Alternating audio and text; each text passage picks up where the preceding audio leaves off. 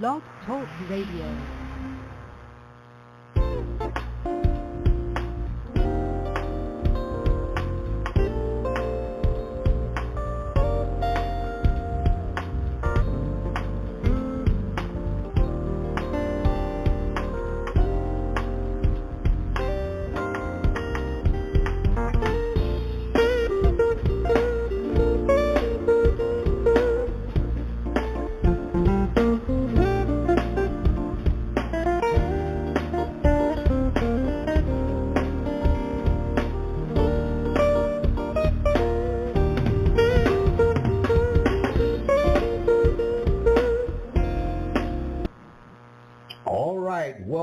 Welcome to Morris Talk Live 100. I'm your host, Tarhaka Amana El Bay, and today, on this Sunday, we're going to be dealing with everything that I can talk about.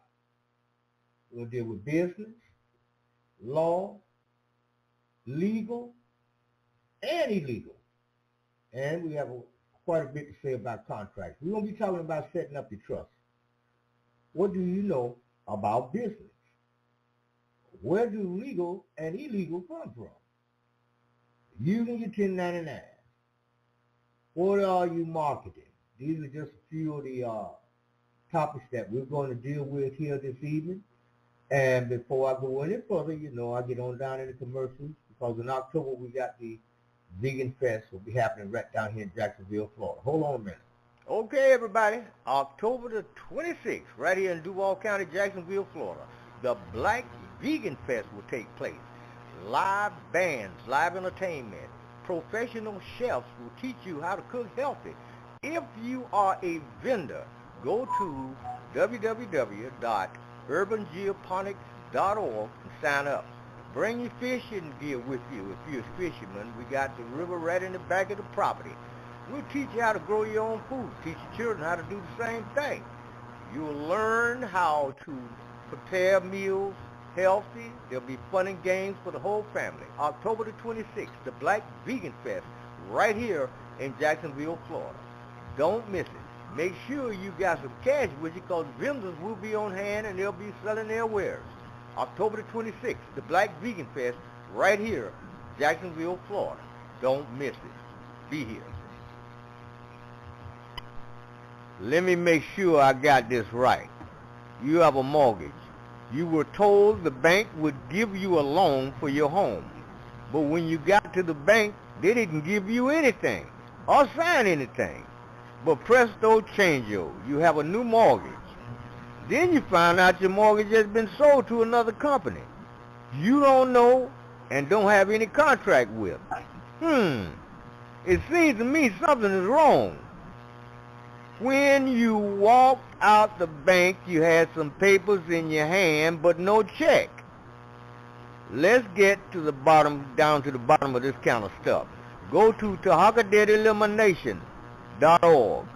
That's TarhakaDebtElimination.org. Let's bring the fraud to a close. How about that? This kind of stuff is going on all over the United States, but most people don't even understand what to do about it. TarhakaDebtElimination.org. All right, everybody, we're back. Now, tonight I'm going to be coming to you from the Art of Cash and the Buck 2, and we're going to be dealing with the trust. I've already told you how to set up the trust. You got your grantor of the trust. You got trustee 1 and trustee 2. These are the people that are actually writing the checks or functioning the operation, day-to-day operations of the trust. It's a good idea to have a trust secretary there in between the trustees. And of course, down at the bottom, you got your trust beneficiaries of the trust. And you may want to later on add a trust protector. You may want to add a trust manager. These are things that you have the ability to do. And also, you want to know what to add to your trust, how to protect your assets through your trust. Okay? And so I want to go over a little stuff with you right out of the Art of Passage, about 2. I'm right over here on page 4 and 5. And I think this is very interesting. It says, family involvement broadens.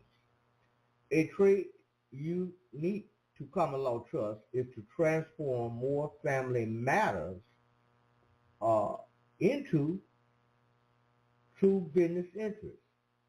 The restructuring works merge to bring a family together. The wife, who may have been just a homemaker or homeschooling the children, can now develop latent talents. As an active member of the board, she learns about the involvements and possibly finds that she can deduct some of her household costs and business expenses. Both she and her husband may discover the common sense economy she has needed to make the family's income stretch to the last day of the month now comes in hand in the broader scope of the organization. Gradually, parents learn more effective ways to plan their family future. And of course, I've already went over this right here, the education of the heirs throughout the involvement of trust management. The children as heirs to the family fortune becomes properly educated to prepare their new roles in the trust. Now, they are beneficiaries and have stake in its success. Showing them how to create a deposit slip, pay the bills, or have them included in the board of trustee meetings can work wonders. As this happens, you will likely see a surge in their respect for themselves and others, their willingness to pull their weight with chores and other duties to complete their schoolwork and ask for more. Being included contributes to their maturity, becoming worthy beneficiaries of potential trust officers. How about that? Education, traditionally a long-range financial planning concern of families, now become a matter for the Board of Trustees. Educating family members in such subjects as accounting, finance, business, administration, and law makes them contributing members to the trust group. This adds to the potential of expanding this family business. This level of planning requires parents to handle children appropriately to get them interested in the trust when they are young, inviting them to board or trustee meetings when parents feel it is appropriate sets children up for a greater future participation. Herein lies the key to perpetuating wealth, developing the successor trustees and managers now. Okay? Now, as a bonus, thanks to the tax advantages for all the irrevocable trusts, the beneficiaries pay the taxes on their share of the beneficiary distributions, reducing the liability of the trust. This means that profits taxable under other circumstances now pass through the trust to the beneficiaries. Further, as we mentioned in Volume 1, generous gifts taken as expenses are a deduction for the trust and reduces taxes. The funds can be put away in a savings account or invested for the college education of the beneficiaries. I think this is fantastic. This is something that everybody that's got a trust needs to consider, in addition to just setting up the basic structure and the adults just handling all the business and keeping the beneficiaries out, who are 9 times out of 10 are the children, include them in it, so they know what's going on, because we're not going to live forever. And if you have a trust established, don't you think it's a good idea that they are involved in this thing? I mean, just think about it for a minute, okay? All right, let's get down here. We're going to take a little quick short break. Is your home a trust? We're going to go through some little quick short takes here, and we'll be right So what back. most people don't realize is there's actually a strategy that will allow you to sell your home and pay zero taxes on the gain from that sale. It's called the Section 121 homeowners exclusion. And what it says is, if you live in a house 2 out of the last 5 years, when you sell that home, you're exempt from taxes on the first $250,000 if you're single, or the first $500,000 if you're married. So one of our clients a few years ago, they lived in a home for 1 year. They rented it out for 2 years, and they were about to sell it. They were going to have $200,000 of gain from this property. What we told them is, go back and live in that house for 1 extra year. So therefore, they live in it 2 out of the last 4 years, right, which still qualifies, and they were able to sell the home for $300,000 more than what they paid for it and pay 0 taxes on the sale. This is what happens when you use the tax code the right way. You know that if a policeman gives you a ticket, cop pulls you over and gives you a ticket, that is called a ticket in commerce.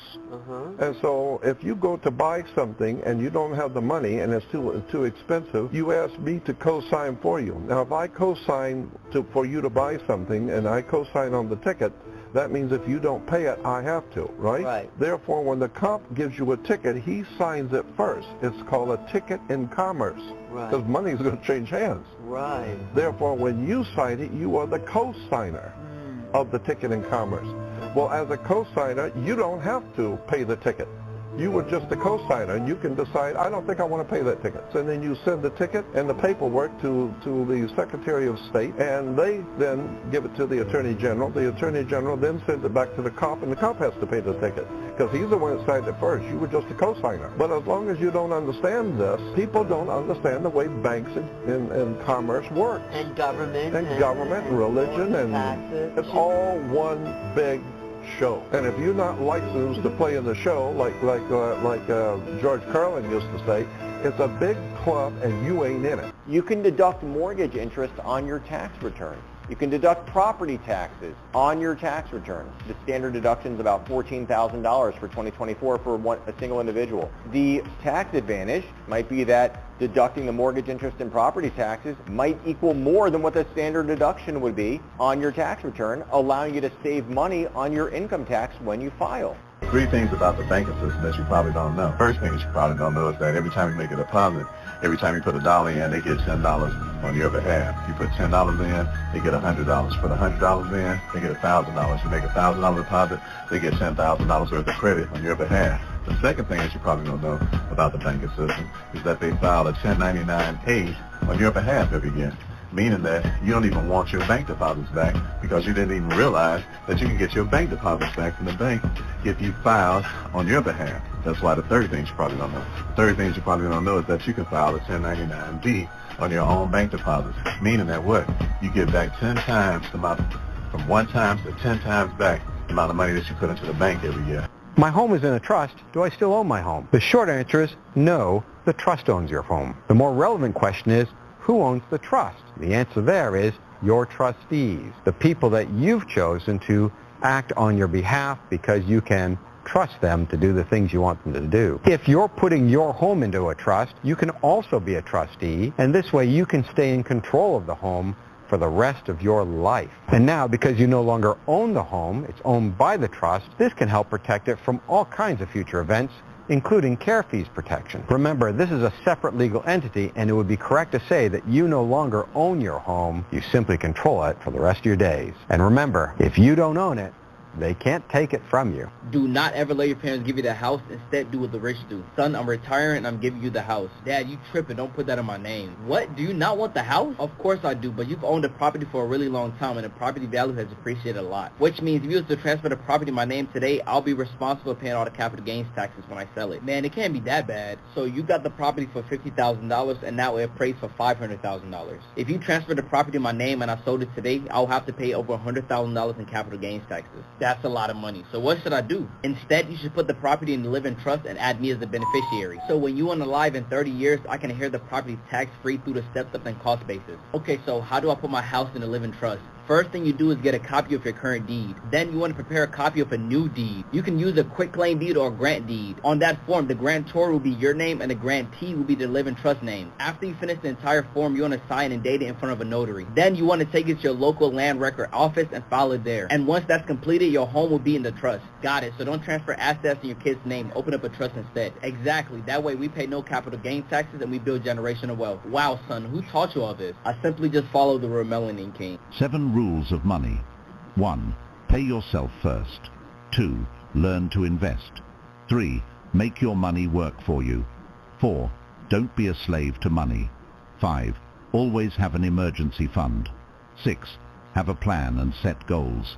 And 7. Spend less than you earn. If you want to improve your life, read the caption for a minute.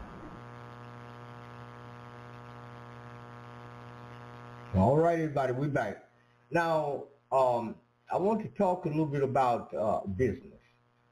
I know we've been dealing with this contract law for a while. We got people all over the United States. They're setting themselves up in the private. They're becoming secure party and creditors. But I always tell people, if you're going to handle this kind of power, don't you think it's a good idea if you have some business sense? Now, they got classes. You can have them at little small junior colleges and stuff. Or, they may even have little programs in your town where you are able to take classes on business administration. Think about that. You can learn all the basics of business, contracts, what it's all about, how to handle it, trust, all of this information. You can learn this stuff. And then that way, what you know about being a secured party and a creditor, you can do a better job. You can expand more. You'll be able to go down and not only purchase a building in your community, but you know what to do once you get inside of the building and how to administrate it and run it like a legitimate business. Also, as an organization, let's say you got your trust set up. Let's say you want to set up a Nevada corporation. All right. Which is exempt from taxation. Nevada corporation. I'm in Florida, but your trustee, one of your trustees may be in Colorado. Then you got another trustee down here in Texas. Okay? So what we're going to do is establish a time, because we've already established the fact that we are a Nevada corporation, and we have it listed in our trust as such, but we got to be functional. So we're going to host a meeting, and we're going to designate it, which one of these individuals is going to be taking the minutes of the meeting, the time the meeting is going to take place, and all three of us are on the telephone discussing our business under what? The Nevada Corporation. And the minutes of the meeting is taken, which is very, very important. And a copy of those minutes of the meeting just sent to each one of us in an email. And then we take this information and list it with the trust. We can discuss what we're going to invest in as a Nevada corporation.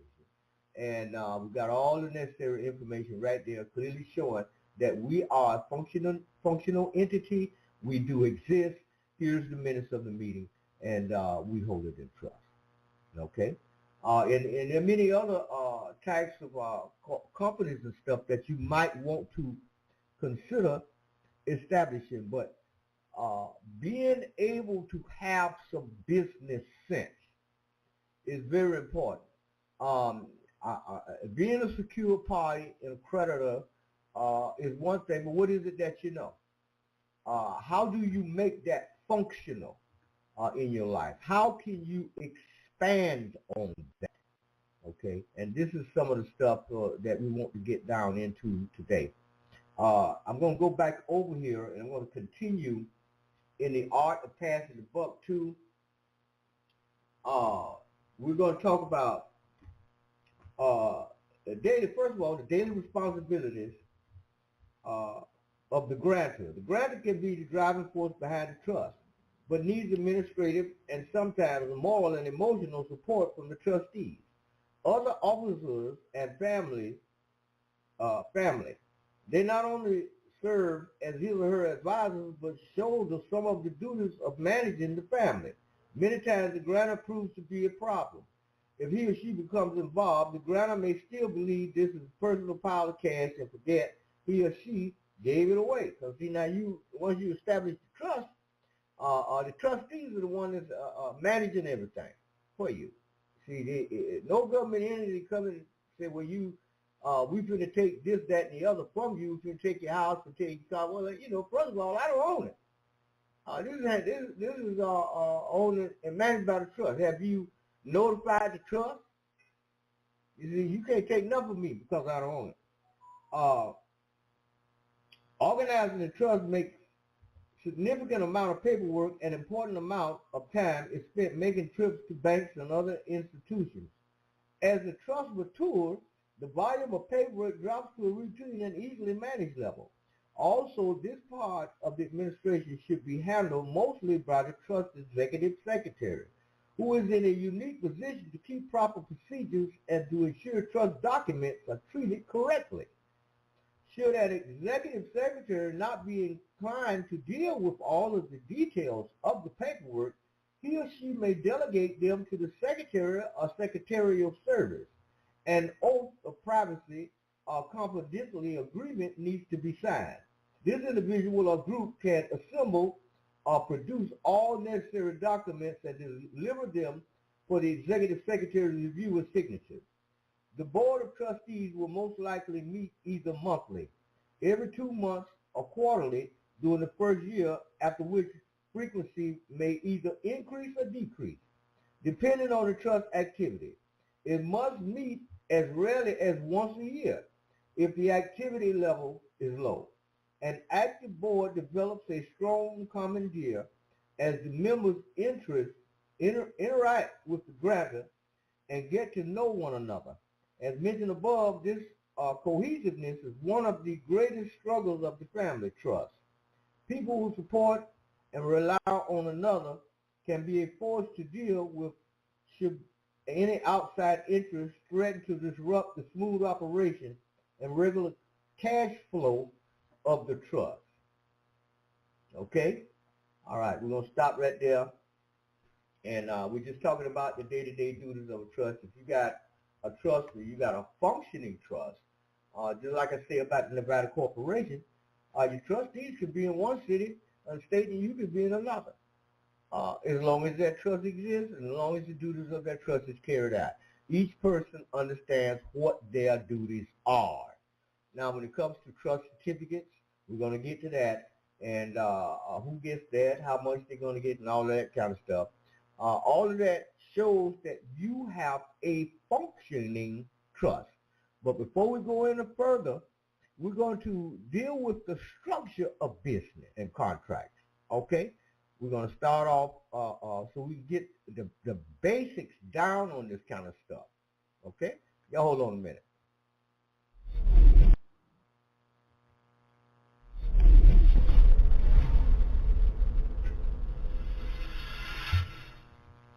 Hey everyone, welcome to this lecture on intellectual property. Today we're going to be diving into intellectual property rights and explore some of the common types of intellectual property that exist to protect both creative works and innovative ideas. So let's get started. To get us started, let's talk about what intellectual property is. So intellectual property refers to legal rights that are granted to either individuals or maybe entities for their creative and intellectual works.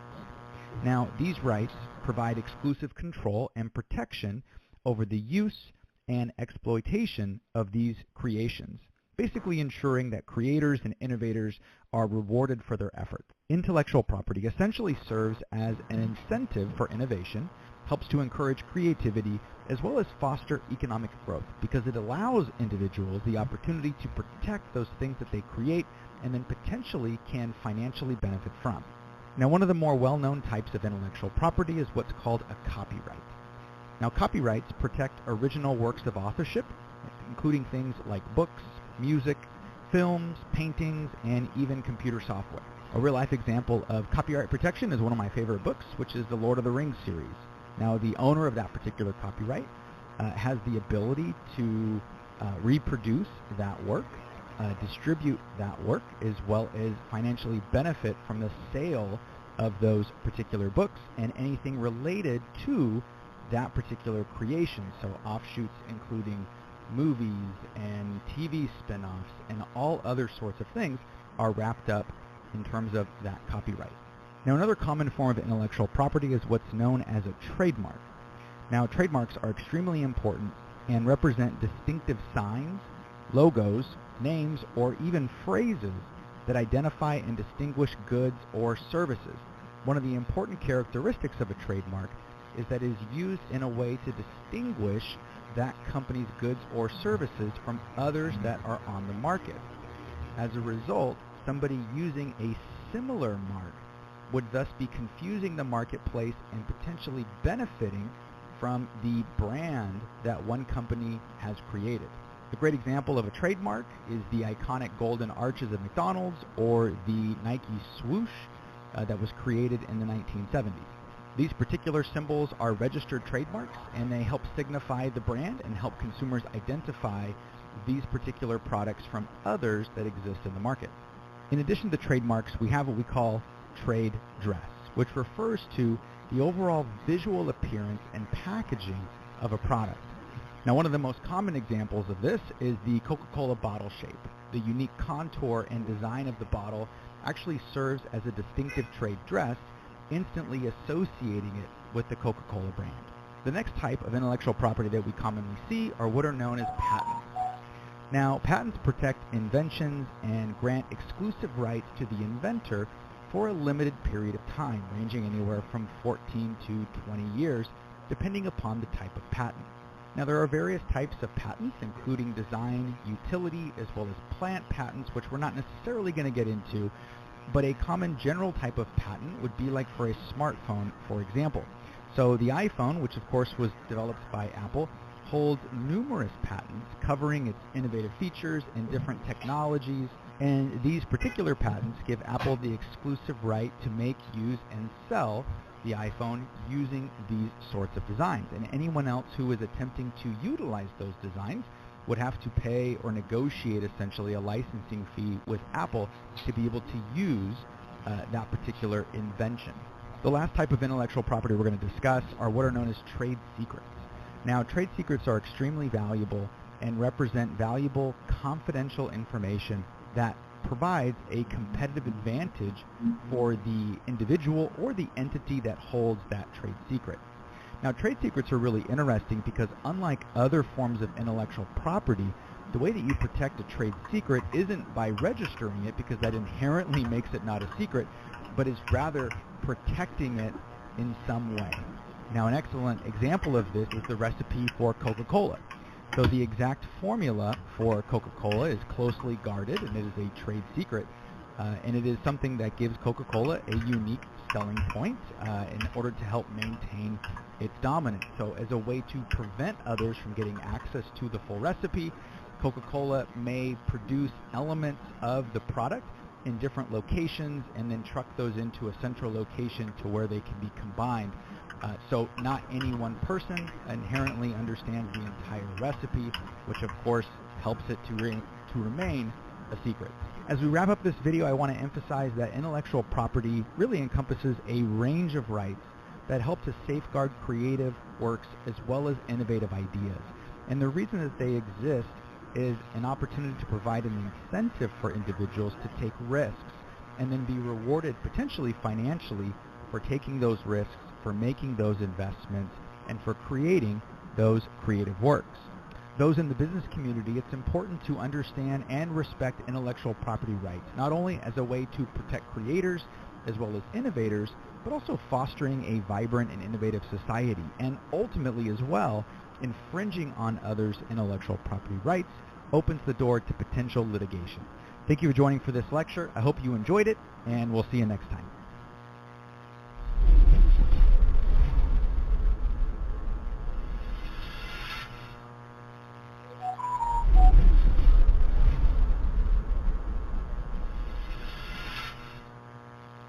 Hey everyone, thanks for joining me here for this lecture where we're going to be introducing the topic of contracts. This is an extremely important topic and one that has a great deal of application for business. So what we're going to be doing is exploring some of the fundamental principles of contracts and the essential elements that make them legally enforceable. Now, contracts play a vital role in business transactions as well as personal agreements, providing an essential framework for parties to exchange promises and ensure mutual obligations. So with that being said, let's get started. Now the first thing I want to do is I want to define what a contract is. So a contract is a legally binding agreement between two or more parties that creates rights and obligations that are enforceable by law. What contracts do is they establish a mutual understanding and set the terms and conditions under which the parties agree to perform certain actions or refrain from specific behaviors. Now, contracts are the foundations of commerce, governing everything from purchasing goods and services to employment relationships, property transactions, and even whether you can actually use Apple's latest software. For a contract to be valid and enforceable, certain essential elements have to be present. So we're going to break down some of those key elements that need to be present for a contract to be both valid as well as enforceable. Now, the first element of a contract is it needs to have what we call offer and acceptance. So a contract begins with an offer made by one party to another party. The offer is intended to outline the terms and conditions of the agreement. Now, the other party must accept the offer voluntarily and without any modification for a valid contract to be formed. The second element of a contract is mutual consent. Mutual consent, also known as a meeting of the minds, is the agreement reached between the parties regarding the terms of the contract. So both parties must fully understand and willingly agree to the terms without any duress, fraud, or undue influence. The third element of a contract is what's known as consideration. Consideration refers to something of value exchanged between the parties as a result of the contract. Now, consideration could be something like money, goods, services, or even a promise to do or refrain from doing something. Now, consideration is essential to demonstrate that each party has bargained and received something of value in return. The fourth element of a contract is legal capacity. In order for a contract to be enforceable, each party involved must have the legal capacity to enter into a contract. Now, this means that the individuals that are engaging in the contract must be of sound mind, of legal age, which is typically defined as 18 years or older, and not under the influence of intoxicants or incapacitated by a mental condition of some kind. And the fifth and final element of a contract is legal purpose. Now, the purpose of a contract must be legal and not against public policy. Contracts that involve illegal activities or aim to defraud others are considered void and unenforceable by law. So now that we've explored the 5 essential elements for contracts, let's consider a couple of examples to help illustrate these elements. So imagine that you want to hire, let's say, a graphic designer to create a logo for your business. So you offer them $500 for their services, which constitutes the offer, and they accept the offer without any sort of modification, which of course demonstrates acceptance. Both parties fully understand and agree to the terms, which constitutes mutual consent, and are willing to exchange the logo design for payment. Payment, of course, reflecting the third element of a contract, which is consideration. Now, assuming that both parties have both the legal capacity and the purpose of the contract is lawful, a valid contract is formed. Now, on the other hand, if you enter into a contract with someone to engage in illegal activities or to defraud a third party, such a contract would be deemed void and unenforceable due to an illegal purpose, which is defined as the fifth element of a contract. Now, as we wrap up this video, I want to leave a few kind of just final comments. One being is that contracts are the backbone of legal relationships. They provide a framework for parties to make enforceable promises and establish obligations. And by understanding these essential elements, which include offer and acceptance, mutual consent, consideration, legal capacity, and lastly, legal purpose, we can ensure the validity as well as the enforceability of our agreements. Remember that contracts can be complex, so it's crucial to get legal advice when dealing with significant transactions or unfamiliar terms. And by respecting the principles of contracts, we can navigate agreements confidently and help protect our rights as well as obligations. All right, thanks for joining me for this lecture on contracts. I hope you enjoyed it. Thanks for watching, and we'll see you next time.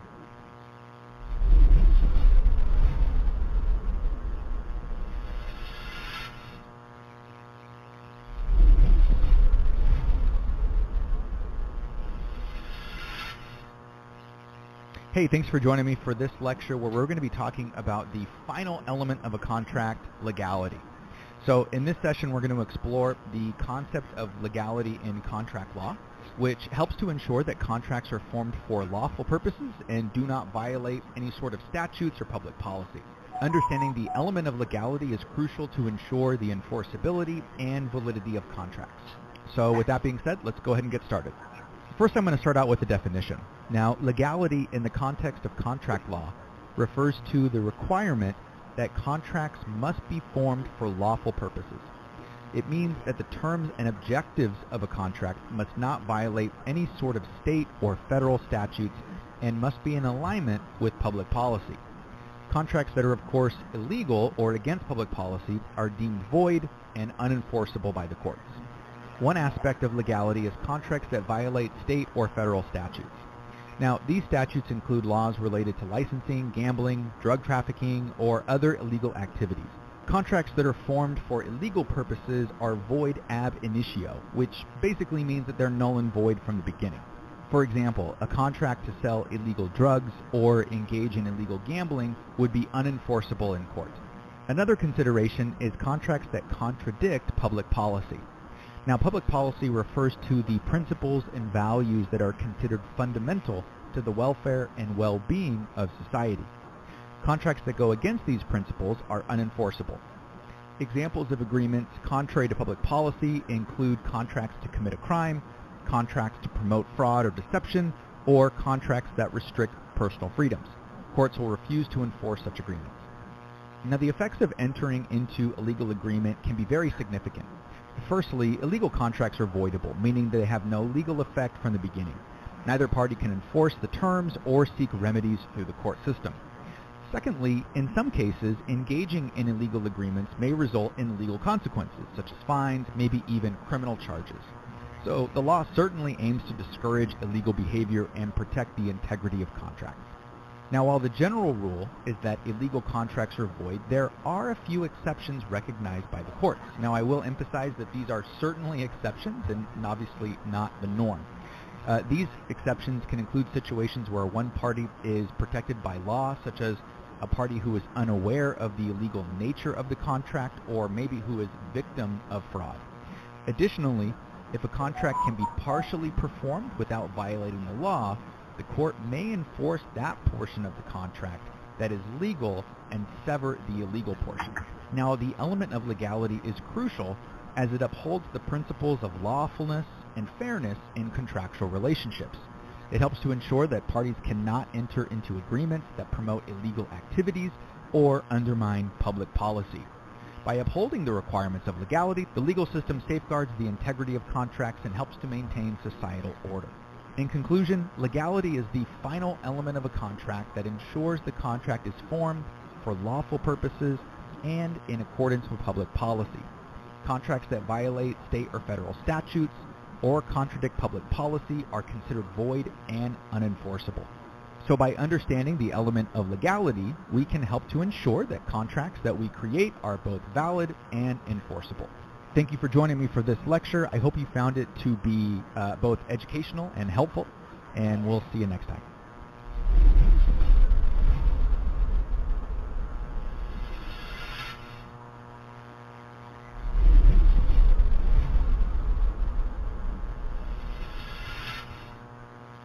Hey everyone, thanks for joining me for this video where we're going to be talking about some of the different types of contract classifications.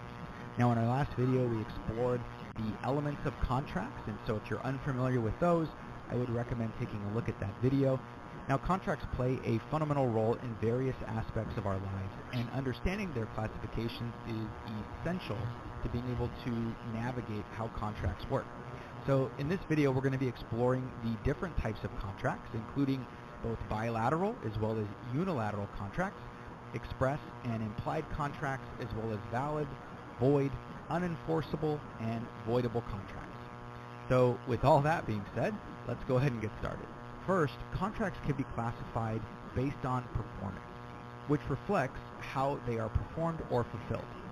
Now, two common types of classifications based on this are what is known as unilateral and bilateral contracts.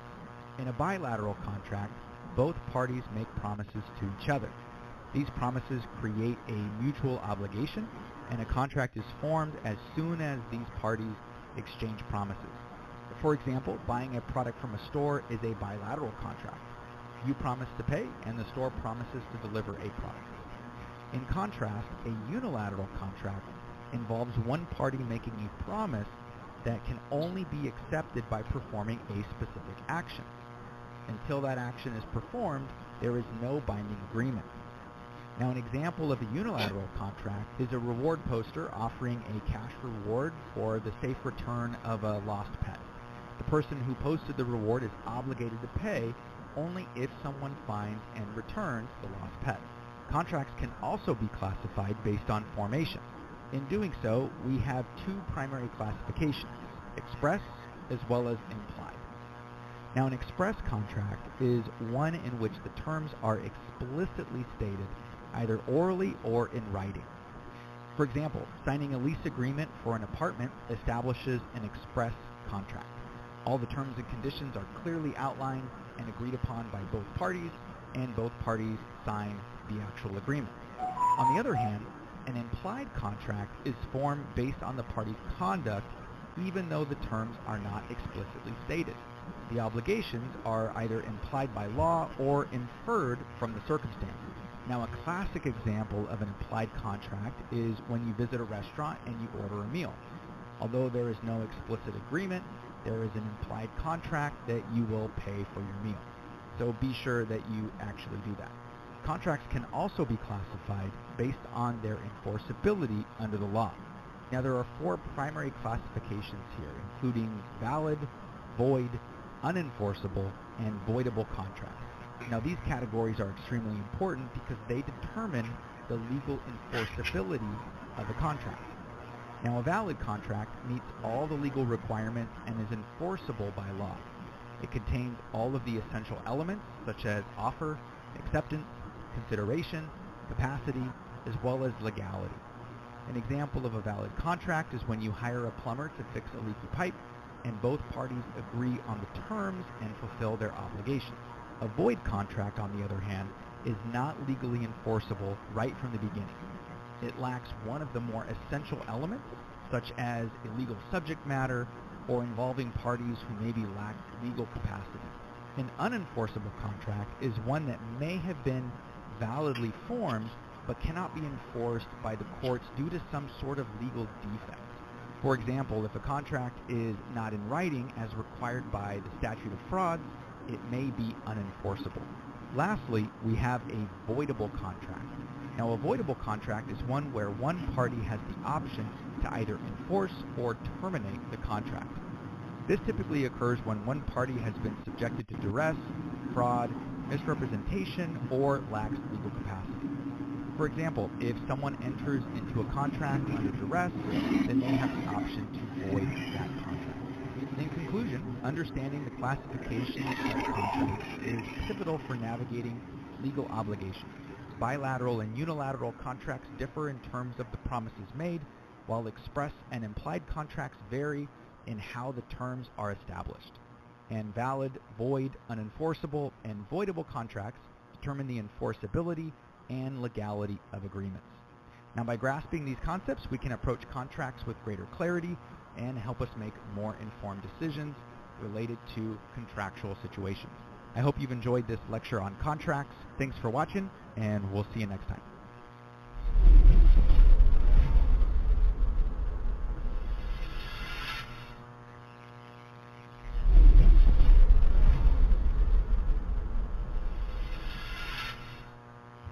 Hello everyone. In this video we're going to be talking about the structure for the U.S. court system. Now, the U.S. court system is structured hierarchically with different levels of courts having distinct roles as well as responsibilities. Now, we're going to start with the highest court in the land, which we know as the United States Supreme Court. Now, the United States Supreme Court consists of 9 justices who are appointed by the President and they're confirmed by the Senate. The Supreme Court is really the final authority on interpreting federal law, including the U.S. Constitution.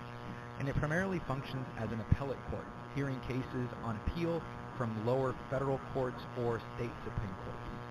Now, one of the most significant powers that the U.S. Supreme Court has is what's known as judicial review, which allows it to declare laws or government actions unconstitutional. Below the U.S. Supreme Court, we have the federal appellate courts, also known as circuit courts of appeals. Now, these courts are divided geographically into 12 regional circuits. The Federal Circuit Court of Appeals has nationwide jurisdiction over specific subject matters like patent law and international trade. These appellate courts review decisions made by lower federal courts, ensuring consistency in the interpretation and application of federal law. Moving on further down the hierarchy, we have the federal district courts. Now, the United States is divided into 94 federal judicial districts, each having at least one federal district court. These trial courts are where most federal cases begin. They handle both civil and criminal matters, hold trials, receive evidence, and even issue judgments on cases within their jurisdiction. The district courts are really the backbone of the federal trial court system. Now that we have a better understanding of the federal court system, we're going to shift our focus to the state courts. Each state has its own court system, which operates independently from the federal system. State court systems can vary, but they typically consist of trial courts, appellate courts, and a state supreme court. Trial courts, often referred to as superior, circuit, or district courts, handle both civil and criminal cases within the state's jurisdiction. Appellate courts, or intermediate appellate courts, review decisions made by trial courts. And the state supreme court is the highest court in the state and has authority to review decisions from lower state courts. Now, understanding the structure of the U.S. court system is crucial for navigating legal processes. Federal courts have jurisdiction over cases involving federal law, the U.S. Constitution, or disputes between parties from different states, while state courts handle cases involving state laws, contracts, torts, and other matters not falling under federal jurisdiction. That wraps up this lecture on the structure of the U.S. court system. I hope you found this information to be helpful and provide you with a solid foundation for how our U.S. court system is structured.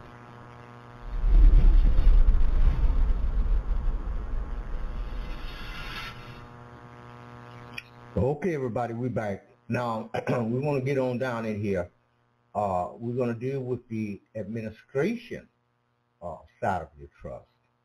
And let me say something at the outset. I had a friend, and this guy, he had access to his direct treasury account. He's purchasing buildings. He had several houses across the United States. He even have a house in Asia, and cars and everything fully furnished. But I kept asking him, did he have a trust? And I said, oh yeah, I have a trust. But then he's turning around and he's telling me, man, I think some of my family members have broken into my trust, and they're stealing thousands and thousands of dollars, and the money's being transferred out of my account, and I have no choice but to ask you again, do you have a trust established? Yes, I have a trust. So I come to the conclusion, because I didn't want to pry too deep, but I come to the conclusion the brother has a trust, sample paper only, that he created, but the trust ain't functioning. I doubt if he even have any trustees in there doing anything, because it seems to me he's telling me about everything he's doing, but he's not telling me anything about a functioning trust. No administrative duties, no trust certificates, no trustees doing nothing, no trust secretary. I mean, but I have a trust. So what I want you to understand, that I'm going over this stuff tonight to show you the business side of what you're doing. Now, I always talk about operating as a secure party and a creditor operating in the private. But what I'm doing here tonight is showing you what exists in the public and some things that we need to understand about how things function and the business side of what we need to do. And then we can function all we want in the private. We can live the private lifestyle. In fact, I'm going to run a little bit on this 1099 and how to properly do that and all that. We're going to do that tonight. But right now I'm going to take a little quick break, And when we come back, we'll continue, okay? Y'all hold on a minute. Let me make sure I got this one right also. Someone tells you that you must pay them money about your children in the form of child support. They also say they would suspend your driver's license. And they said they would garnish your wages. Who were they talking to? A debtor? Or did they make the mistake and say it to a creditor? When you got married, they say they was a part of that also. Request my free report at tarhakadebtelimination.org. That's tarhakadebtelimination.org. Let's have some fun. If you'd like to contact us for my free report, and I'll rush it straight to your email box. What about this banking stuff? What's going on in the United States? I tell you what, request my free report at tarhakadebtelimination.org. Peace. Okay, let's get down into the administration of this trust that you're setting up. A functional entity, not just a declaration of trust that you drew up and nobody's in it and it's not functional, but you're able to say that you have a trust. To me, that's worthless. It says, as explained in the introduction, to keys of success of any trust is the administration. This is a skill set gained by doing. Although business administration is taught in school, the test is implementation of the lessons and seeing the results of decisions. Communication becomes the baseline of administration. The use of words, the skill in writing, the report of events to minutes can win or lose a conflict, and although rarely needed, they become testimony in legal challenges, create or destroy relationships with beneficiaries, and can haunt you because of the thoughtless mistake for the rest of your life. Where and how trust documents are kept also becomes a matter of survival. Trustees may think filling in a routine, simple matter, passing the task off to a humble file clerk, initiated in trust administration, may prove to be a disaster. Through simple ignorance or intention, this menial file clerk can do you in.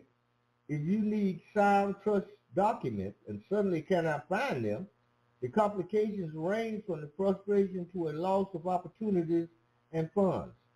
And to underscore how important organizing your papers are, a not so uncommon common trick is in the courtroom is when a lawyer leaves papers on the table and then becomes distracted. The opposing attorney messes up these essential documents because references and facts cannot be found. Often the decision goes, unfortunately, to the attorney who took advantage. The watchful eye. The trust rises and falls on administration protocols. At least one member of the trust group needs to care enough to handle the paperwork properly, ensure signatures are in the right place, and see the completing documents. This can be anyone who has signed a privacy agreement and holds a position as an officer of the organization. In one trust group, one person manages these matters of several trusts. A sophisticated follow-up has been designed, and trustees, general managers, and executive secretaries become the recipients of constant reminders to ensure that matters remain in order and continue to flow. The demands of paperwork are intense. Nothing can slip through the cracks because the organization is about taking care of others. Handle correspondence professionally. As suitable trust letterhead with signatures when necessary. And down underneath that, we get into the Board of Education. But before we get down in that, we're going to go over here, take a little quick break, because I don't want this to seem boring to you because of it's so important. So hold on a minute. We're going to take a little quick break, and we'll be right back.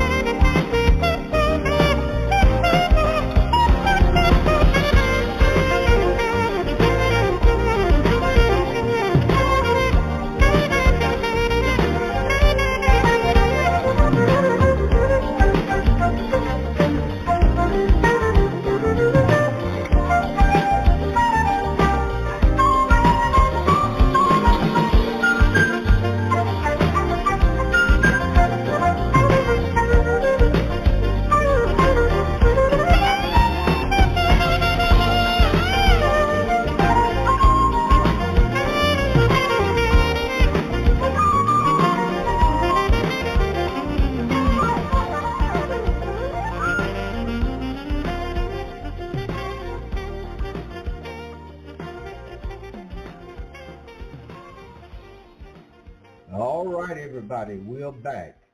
And now we want to, before I go back to the art of passing the buck, to uh, do a little bit on these 1099s. And just a little food for thought.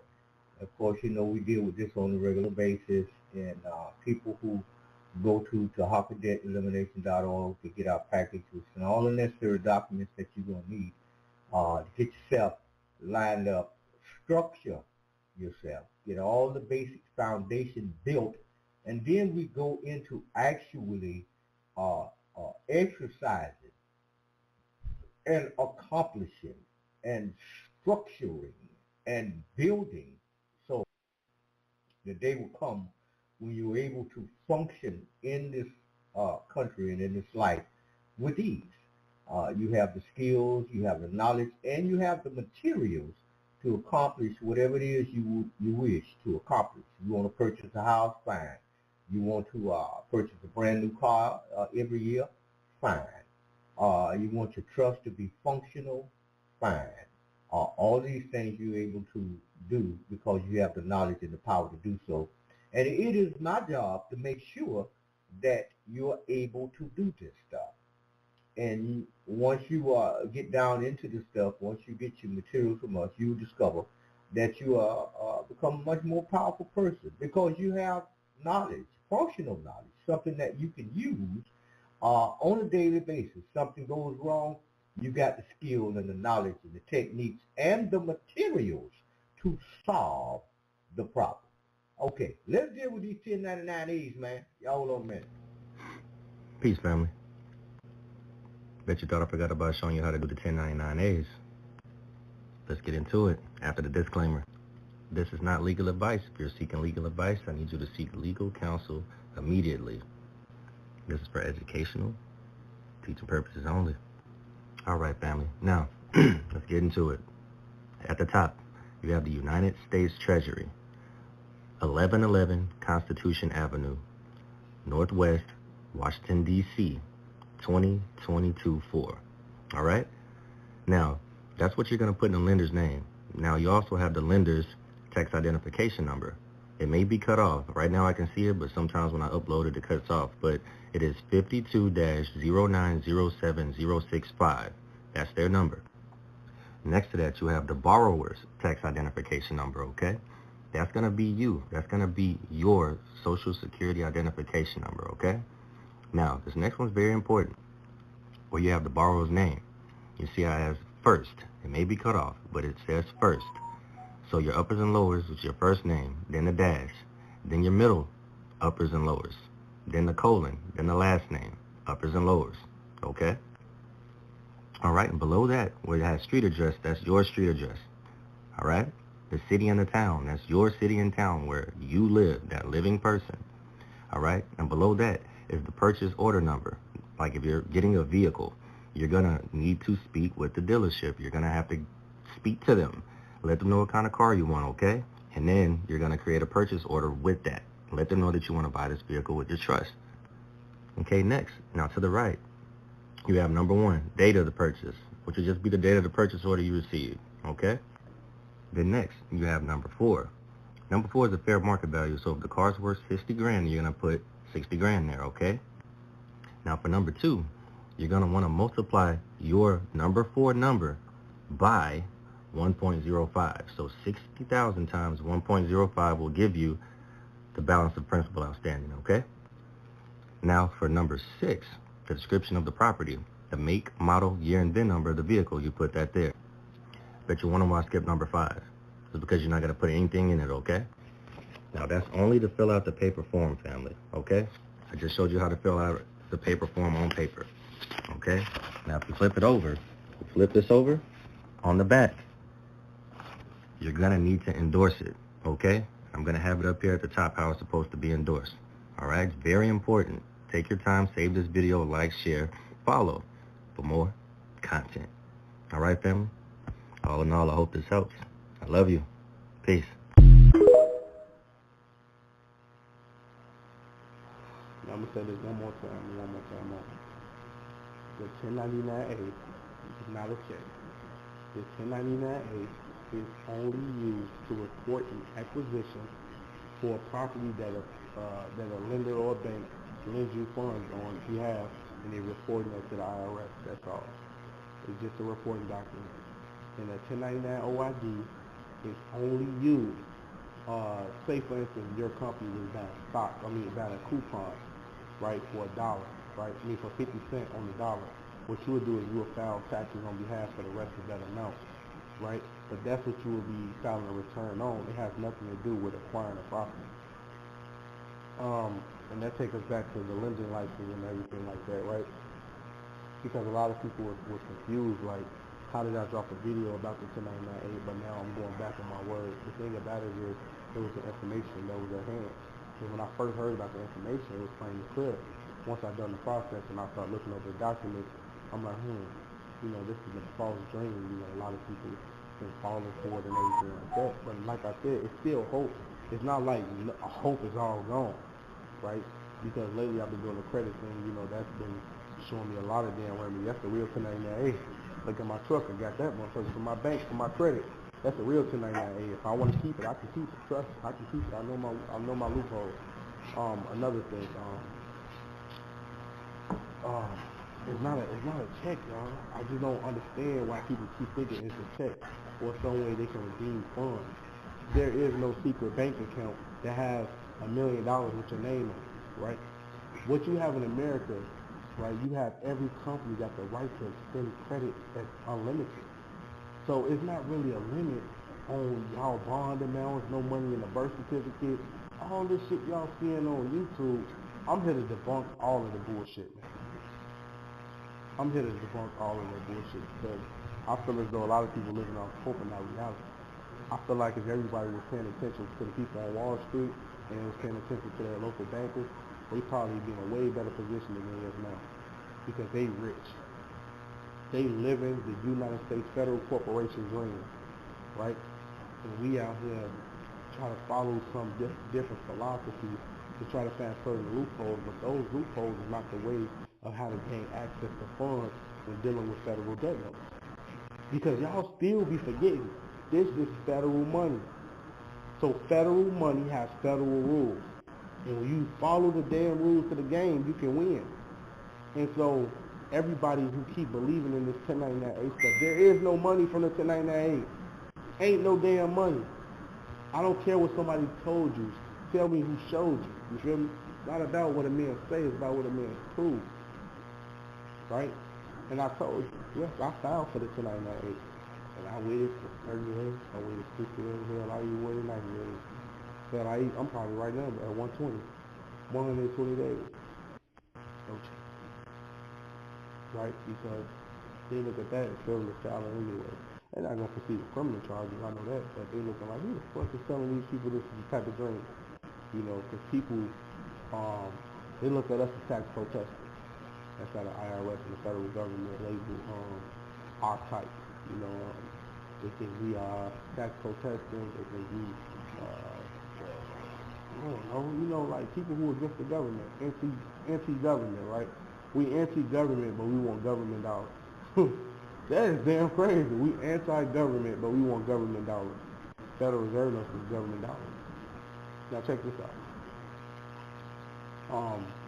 Don't fall for the 1099A. Fall for certain loopholes. If you want a house, like I explained to you, my bank is giving out houses at 100% financing. And I found a way where you can secure that house, right? Where you can put lawful protection around the house so you don't have to worry about a foreclosure. You can do that. Or you can put yourself in a position where you get a car, where you get protection of your car so they won't be able to repo it. You can do that. You feel me? So it's a million different loopholes on what you can do. So it's not really a limitation and nothing stopping you for pursuing your dreams and whatever you're trying to get done. So some people just want best for their family and not understand that the 1099A is not where it's at. It's not a check. It's not redeemable. If it was, I'd be the first person to tell y'all. I try everything, y'all. If it works, it works. If it don't, it don't. I'm with information. I'm not with the way I feel. Because if I went off the way I feel, I'll probably lose my mind right now. But no, the 1099A is not a check. It's not used to purchase a property or acquire a property. It's not used for any of that. So please get that out y'all mind. Please rewind it. it was good information to wake us up in a way where we know that this system give us a lot of loopholes to finance. Yeah. But as far as that being the totality of the whole thing, no. It's not even just credit either. Credit is a stepping stone, and it can get us sure as hell far further in life than that damn 1099A. And then after credit, who got the license to lend? Who can extend credit? Because that's what we looking at. Who gonna pay for this lending license? They gonna lend to people unlimited. And then every lender, they have a certain amount of money that they can draw up. So certain lenders have different lending capacities. You got some lenders that can draw up to $150 million of funds. You got some lenders who got $100 million in lending power. You got some lenders who got $200 million in lending power. So it really depends on the lender. But for the most part, no, the 1099A is not a check. The 1099A is not used for a check. 1099A is not used for discharging. The 1099A is not used for anything that you think it is. So all you guys who order all them damn 1099 forms from the IRS, take it back so they can recycle it and put it back in circulation. Because it's not going to work. You want me to tell you who's going to file a 1099A? Your bank. They're going to file it after they give you the money, because they got to report that to the IRS. That's how the 1099A works. Go look at the example. You don't know how the OID works? Look at the example. Go online and look at it. Look at it. You feel me? And it's going to show you. It's going to give you the answer. I'm out. Okay. I hope we got some understanding on this 1099A. And keep in mind, I think I'm about blue in the face telling you that you come to your FRNs, Federal Reserve notes, you don't see the word money on it nowhere. And we have private, we have public, we have credit, discharges there, all this stuff too. But understanding what it is that you're dealing with and knowing how to actually use what you're dealing with to accomplish, we got to get this thing out of our mind and say, whoa, I have this right here, and this is how they're going to give me the free money. And I keep stressing over and over and over to people about things, and do the research, read, three things: reading, writing, and arithmetic. You get involved in them, then it all makes sense to you. And don't be afraid to ask some questions. You can talk to your banker. You can talk to stockbrokers. You can talk to lawyers. You can actually talk to these people. And they give you a whole lot of insight. But the biggest and most important thing is to do the research yourself. We make sure that you have the entire set of Black's Law Dictionary. So if there's anything in there that you don't understand, you simply look up the word. Well, a lot of people, what they don't want to do is they don't want to open up the Black's Law Dictionary. They don't want to define the words and stuff. And they just want a quick fix. That's what they want. But you're going to have to get around that, okay? Y'all hold on a minute. A Negro boy in the South. You say black now. All right, black. All right. All right. Is it not the same thing? What? No, Negro. We are taught that all people are named after country. Chinese are named after China. Cubans are named after Cuba. Irish people are named after Ireland. Indonesians are named after Indonesia. Japanese are named after Japan. Australians are named after Australia. But there's no country named Negro. All right, then let me... You understand? I understand. You're not as dumb as you look. Let me rephrase... Do I look like dumb? No, it's okay. What I really mean is, did you... History of ourselves, the history of our true religion, our nationality, our names. See, we don't have our names, you know. I notice how proud you all are, proud of your names. See, Chinese have names like Chang Chong, Lu Qian. This is Islamic teachings. Russians have names like Kosygin or Khrushchev. You have names like O'Connor or Grady or Kennedy. And Africans have names like Lumumba, Nkrumah. And Jews got names like Weinstein and Goldberg, and Italians got names like Dundee and Benvenuti and Marciano. But we have names like Grady and Clay and Hawkins and Smith and Jones and Johnson, but we are black. These are the slave names. Yeah, when I heard this, I knew it was the truth. It's history. So Muhammad Ali is a beautiful black name of our ancestors. So when I heard this, I just had to walk out of the church and Christianity because they never taught us our true knowledge. Then they told me how we were brainwashed in America. We see Jesus, he's white with blonde hair and blue eyes. We see the Lord's Supper, all white people. We see the angels in heaven, all white people. Woman, Miss World, a white woman. Even Tarzan, the king of the jungles in Africa, he was white. He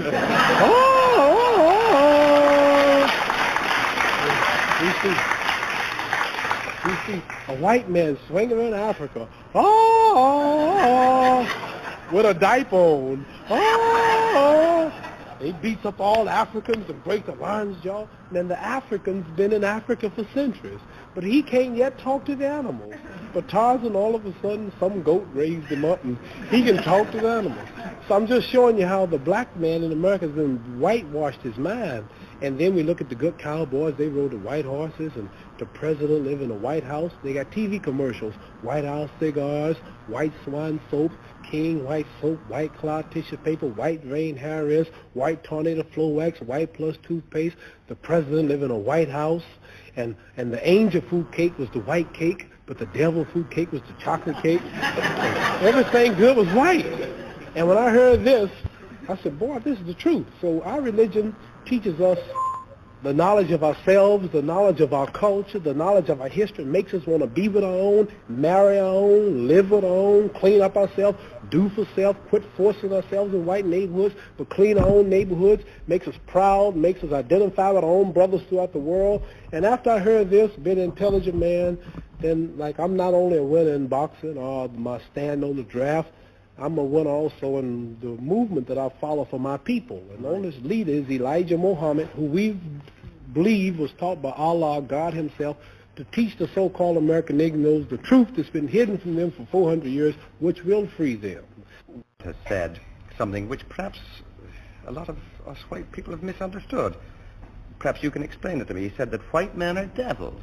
Yes, what does he mean by that? He means just what he said, the deeds and the works of the man. He says the American devils, the lynching, the killing, cutting the black people's private out, sticking it in the mouth, is what they did to us. Got a book called 100 Years of Lynching written by white men. Taking black women who was 4 months pregnant, they took us for years and hung us up with the feet and stuck a dagger in the stomach and ripped it and pulled the unborn baby out just to put fear in other slaves. They tied up black people to horses, and 2 horses, and pulled his arms out and pulled his legs out. Lemonade trains with white children and white people of America used to come and watch them tie up 10 or 15 black men and pour gasoline on them and burn them, watch them burn alive. They took us and hung us up with trees and shot us with bullets. They took and cut a hand off and gave it to the little boy, and they took the leg off. And this is worse than the devil. All right, but... see, the devil, the preacher in the church taught us that the devil was up under the ground. Right. And he'll wait till he died before he burn us up. This white devil in America was worse because he burned us while we was alive. He didn't wait till we died. So what I'm trying to say is the deeds and the works. And I think this, if Elijah Muhammad can stand in America for 42 years before my little black self was born and say that the American white man is the devil, then the white man should get up and say you are a lie and carry him to court and say we are not the devil. Not one American, not one government official, one mayor, one senator, none of them will stand up and say that they are not devils and this man is lying. So what am I to do? Right. I believe it. Do you believe that every white man is a devil? I mean, Angelo Dundee, Harold Conrad? Angelo Dundee's Italian. He's got a lot of black blood in him. Harold Conrad's Jew. So there are exceptions. Listen. What I'm saying to you is this. I'm saying that Elijah Muhammad, our leader, teaches us this, and I believe everything he says. So it's not for me to prove that. You must remember, you have not lynched me. It wasn't the Germans that did this to us. It wasn't the white Canadians who's right on our border. He put emphasis on the American devils. He's missioned to America by God to preach the truth. So what I'm saying, let's say we got one white fellow in America who has proved that he means right. Let's say we got another one. White people have died in demonstrations for black people. Now, here's the position I'm in. here's 10,000 whites coming to kill me. And in those 10,000, or let's say here's 10,000 rattlesnakes coming to bite me. And in those 10,000, there was 1,000 that didn't mean no harm. And I knew there was a good 1,000 snakes out there, but they all look alike. Now, what should I do? Should I keep the door open and let the 10,000 in, hoping that the 1,000 will unite and save me and one bite or kill me? Or should I just be safe and shut the door? So we have white people say, I mean right. I have a black husband. Oh, my children are black. I love everybody. I really believe you. But I'm sorry, man, there's 10 more thousand behind you that don't feel that way. I'm just sorry, but what am I going to do?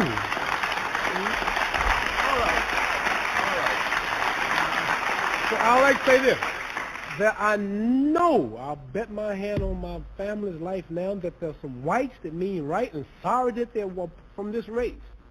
But there's so few until it don't really matter, until I can't forget all the lynching, all the depriving, all the murder, everything that's happened, because there are two that mean right. Right, but don't See, when America dropped bombs on Vietnam, she drops them. Okay. Babies, boys, when she dropped the bomb on Japan, she dropped it. They don't say some innocent, they just said war. So when a person in Belfast leave a bomb, they don't say, well, there's a kid that's innocent in here. There's an old lady, she's blind. They just, boom, throw the bomb. So what I'm saying, not because they do, we have a problem. It's black and white. And maybe there's a few voices, I mean right. But there's so many that don't. So we have to look at the problem as a whole. I want to get that plain. I know there are whites that mean right. Okay. You yourself have some little white blood in you. Yeah, what are you saying? You feel totally Negro, or do you feel black? Yeah. Well, nobody is really totally. Like Chinese are yellow, they say, but they're not really yellow. They say you white. Give me something white. You don't look white. Here's white. See, this is white. You're not white. You're kind of pinkish. Okay. You're not white. See, that's white. Right. So I'm not black, but I'm considered black. But as far as the blood is concerned, some people say, you talk so bad about us in America. You have white blood in you. How did I get white blood in me? Well, you know. Way back 100 and something years ago, the old slave master's wife used to get tired. And he would sneak back in old Granny's shack. And old Granny had big hips, and she was pretty and had a big breast and big legs, and she was strong. She worked all day to clean up the white lady's house, raise the white lady's babies, and the old white lady was tired and weak, and old black slave was back there all strong, and he would slip back at night and close the door, and you know what he would do? I can guess. You can guess what he would do, and then here come me, half black.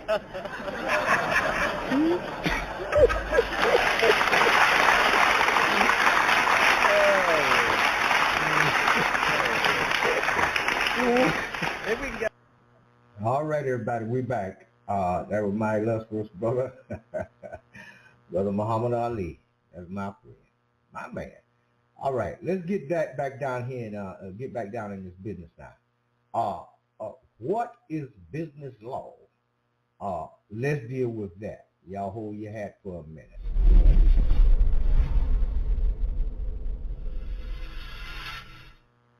Today we're going to be exploring the fascinating world of business law. So what exactly is business law? Let's dive right in. Business law, which is also known as commercial law, really refers to simply a legal framework. And that legal framework governs businesses and commercial transactions. Now, business law, of course, encompasses a very wide range of legal principles, rules, and regulations. And ultimately, the goal is to try to ensure fair and transparent business practices. Now, understanding business law is really important for entrepreneurs, business owners, as well as professionals in various fields. But let's take a little bit of a closer look at some of the key areas of business law. The first area we're going to talk about are contracts. Now, contracts are fundamental aspects of business law. Now, contracts are important because what they do is they establish legal obligations between parties, and they outline the terms and conditions of those agreements. Whether it's sales contracts or employment agreements, understanding contract formation and interpretation and remedies for breach, these things are crucial to being able to run a business, as in the course of running businesses, we oftentimes create a number of different contracts, whether it's through wholesale relationships, whether it's through employment agreements. And so understanding the ins and outs of those is extremely important, but also helps us to be able to run our businesses successfully. The next element of business law that's important is what we call intellectual property. Now, intellectual property rights are, of course, another critical area of business law. And intellectual property is something you're probably familiar with, but ultimately is designed to provide protection for creative works. And so that includes things like what we call trademarks, includes copyrights, and other creative works. So ultimately, understanding intellectual property helps businesses safeguard some of the innovations they create and allows them to protect unauthorized use or infringement by other parties, which can be extremely important in order for being able to protect those things that you create. Another key area of business law is what we call employment law.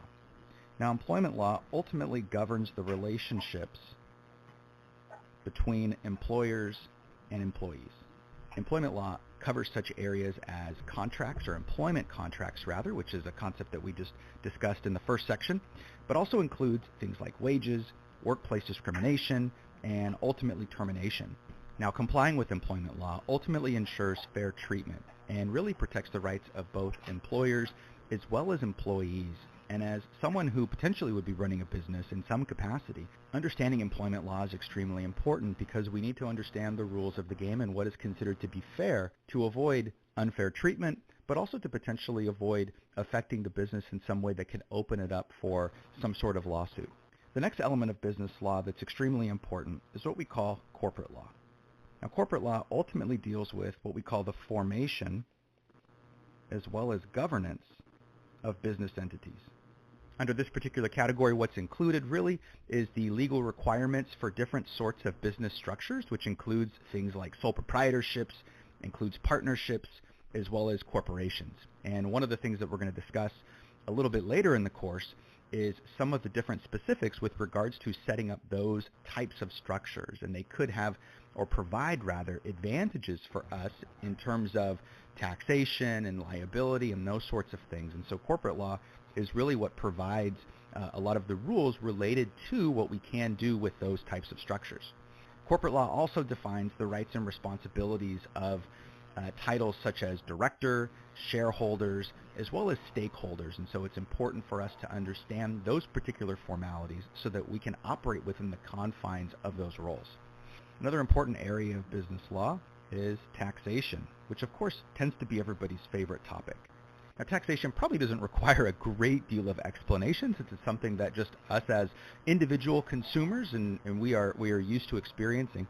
But ultimately, from a business standpoint, we want to be able to understand some of the basics related to income tax, sales tax, as well as payroll.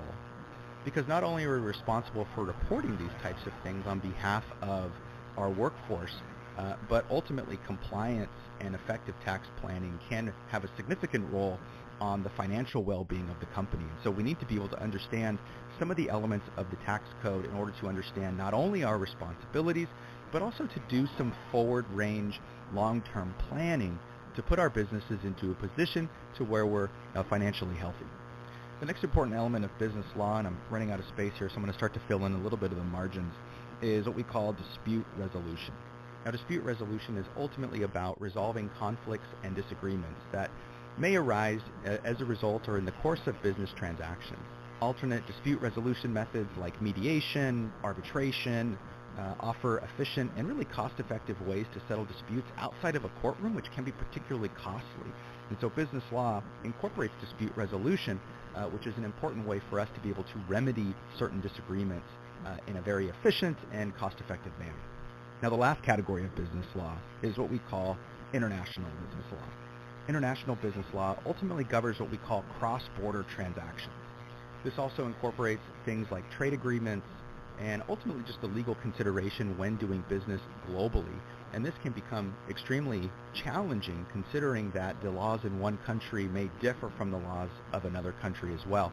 But understanding some of those laws and regulations is essential for being able to operate businesses in a global economy, which is what we're increasingly finding as a result of globalization over the last 30 to 40 years. So to wrap up, business law really provides a legal framework for businesses to operate. It helps them protect their rights and helps ensure fair and transparent practices. And ultimately, understanding and complying with business law is really important for entrepreneurs, business owners, and professionals in all industries, as it safeguards our interests, helps prevent legal disputes, and promotes a healthy business environment.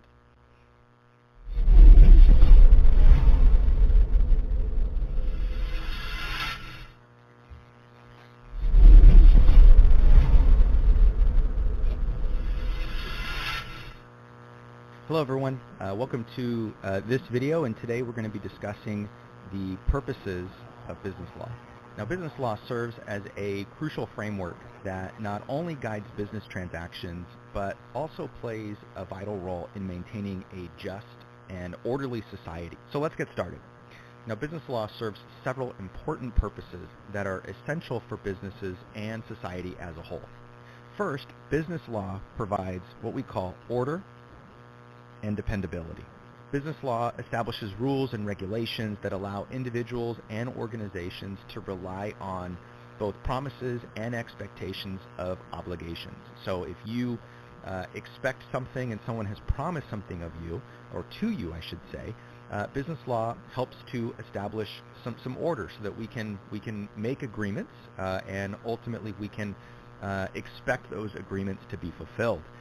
This sense of order ultimately creates stability in the business environment where agreements can be made with confidence. And if you think about an environment in which you would not be able to do such things, it's very difficult to conduct business transactions.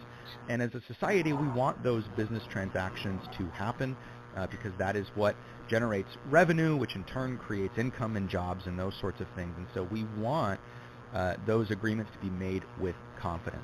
Now, business law also serves as a really good alternative to fighting. Instead of resorting to maybe conflict or costly litigation, business law provides some mechanisms for resolving disputes in a fair and efficient manner, like we talked about in our last video.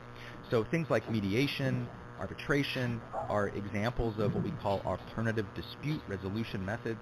And what these do is they help businesses find solutions that are amicable and help to maintain relationships so that businesses and individuals can continue to work together. The next thing, as far as a purpose of business law, is it helps facilitate a sense that change is possible.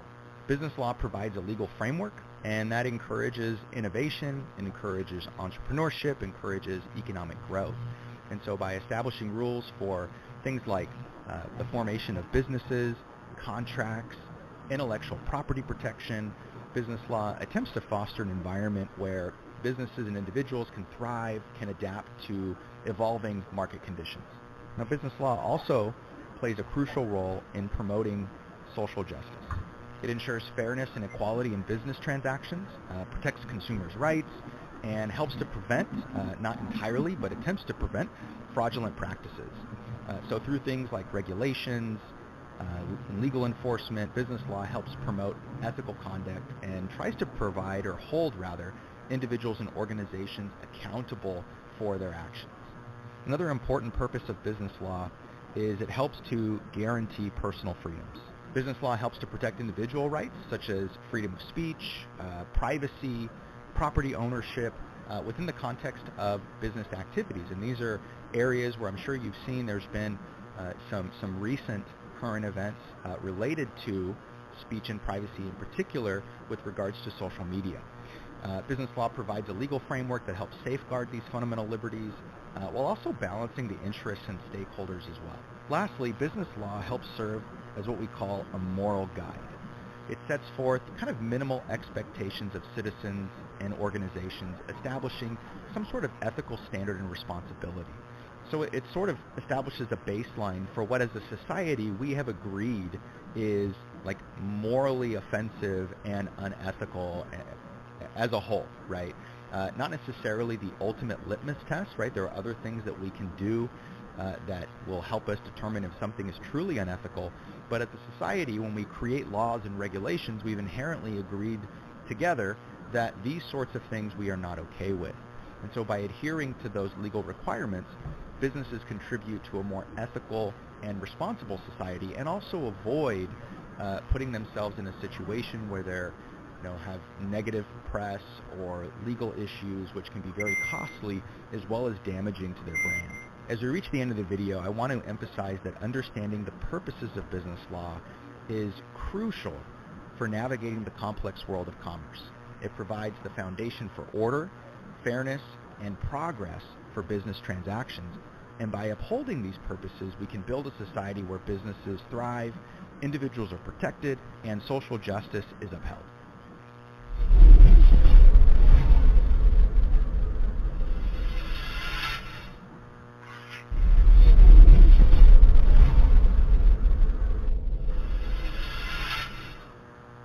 Hey, thanks for joining me for this video where we're going to be exploring the WH framework for business ethics, which is a really valuable tool for making ethical decisions in the business world. So let's go ahead and dive in.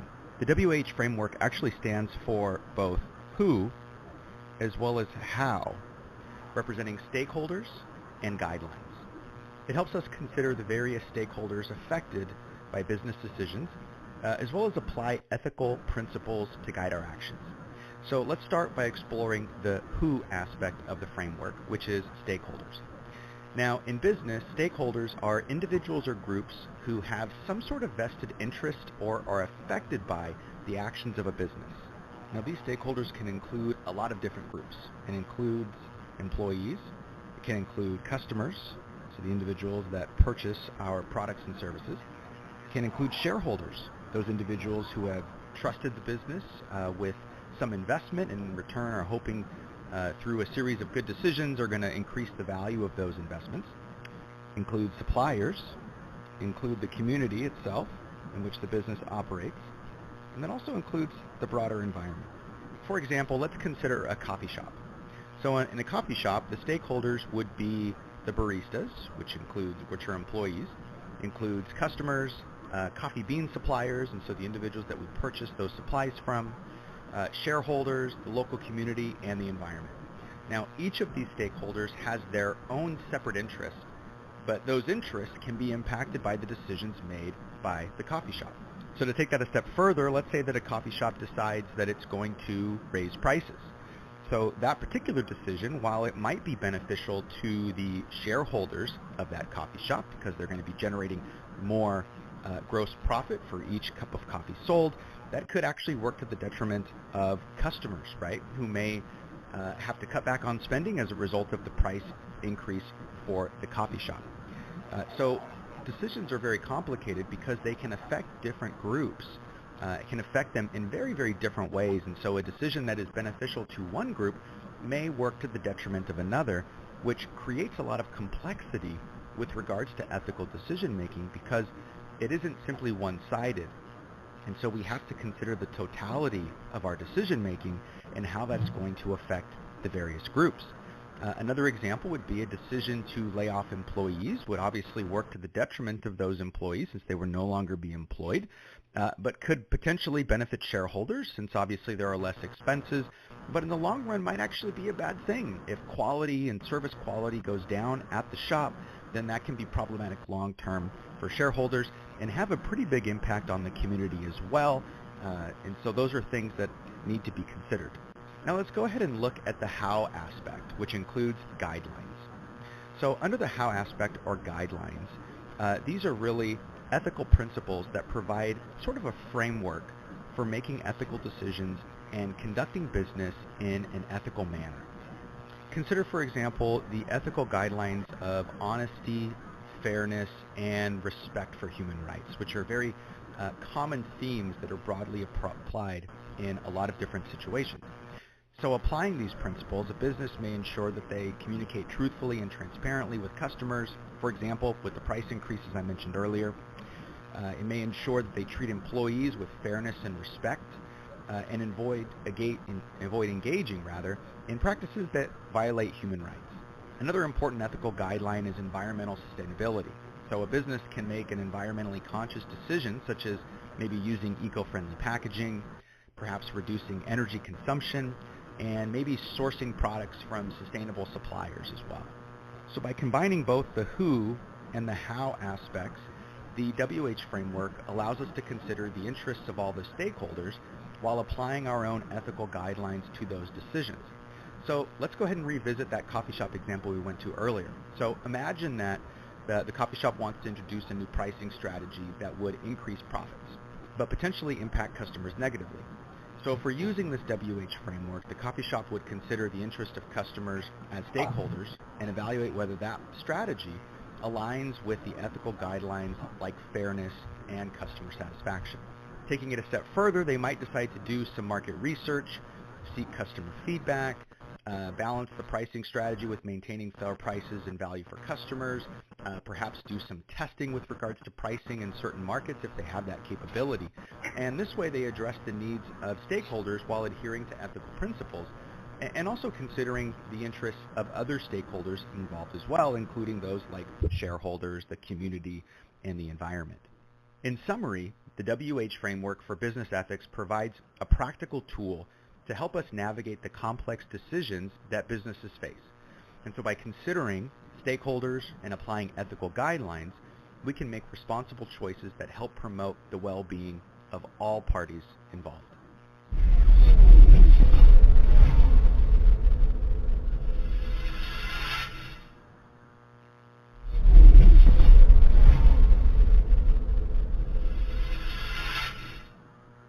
All right, welcome everyone to today's video where we're going to be talking about the concept of jurisdiction. Now, in the legal world, jurisdiction plays a crucial role in determining which court actually has authority to hear and decide a certain case.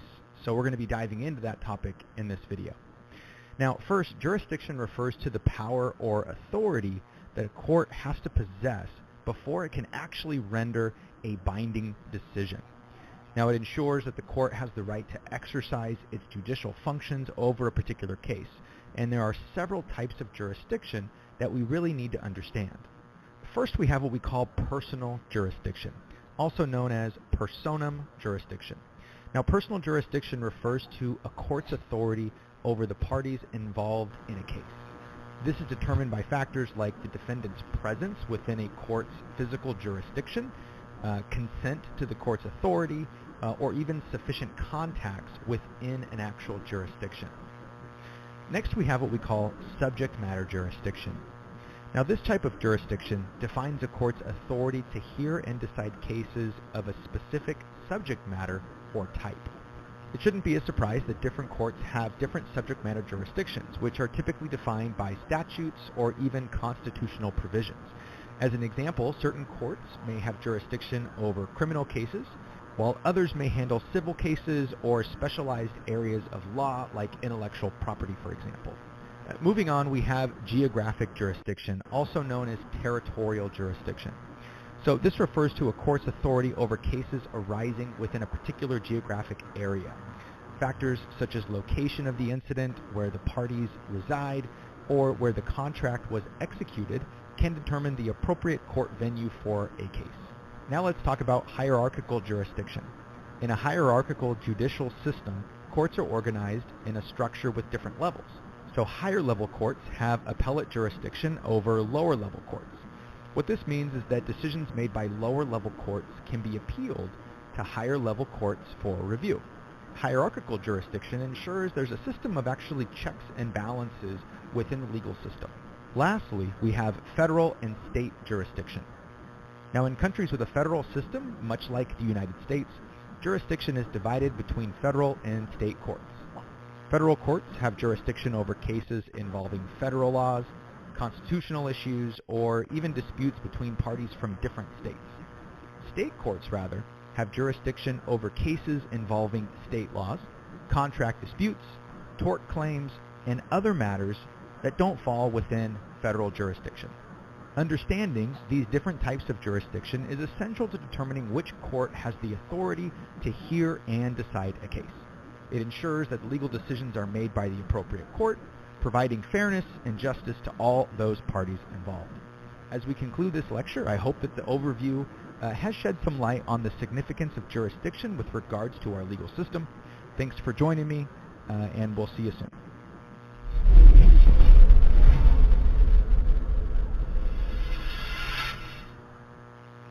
Okay, everybody, we're back.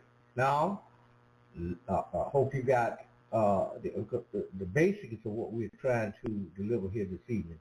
We're just trying to give you the basic foundational structure, so when it comes to you conducting your business inside the United States, you'll have these things in mind. You're able to go back to this particular broadcast and go over this stuff.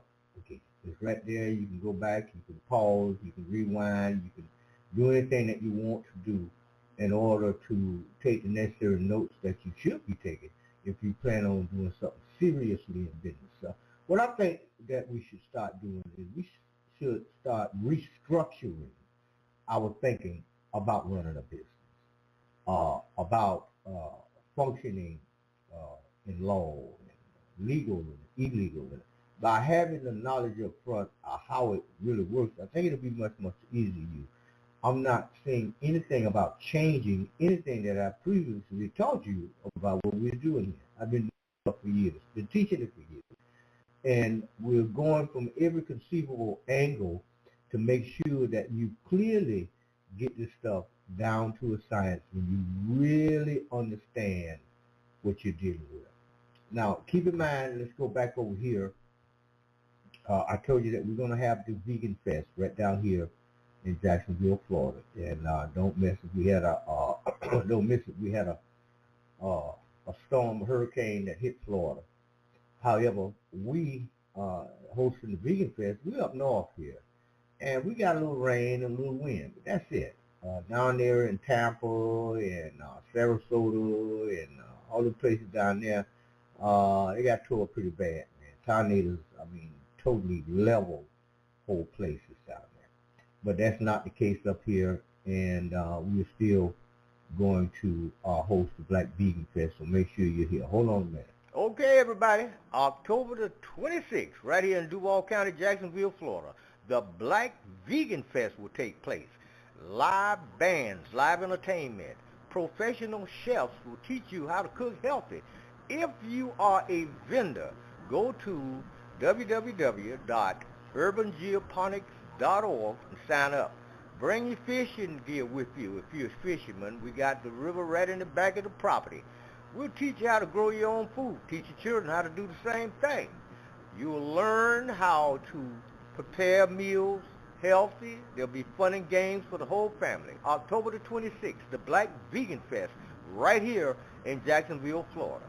Don't miss it. Make sure you got some cash with you, because vendors will be on hand and they'll be selling their wares. October the 26th, the Black Vegan Fest, right here, Jacksonville, Florida. Don't miss it. Be here. Okay, we're back. Let's get on down in here.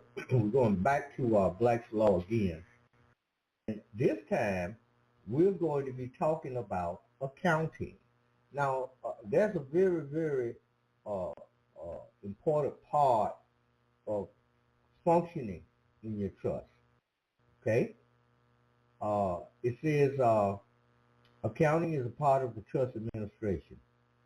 A trust with a monthly cash flow of about, we'll say $5,000, takes 6 to 10 hours a month of accounting time.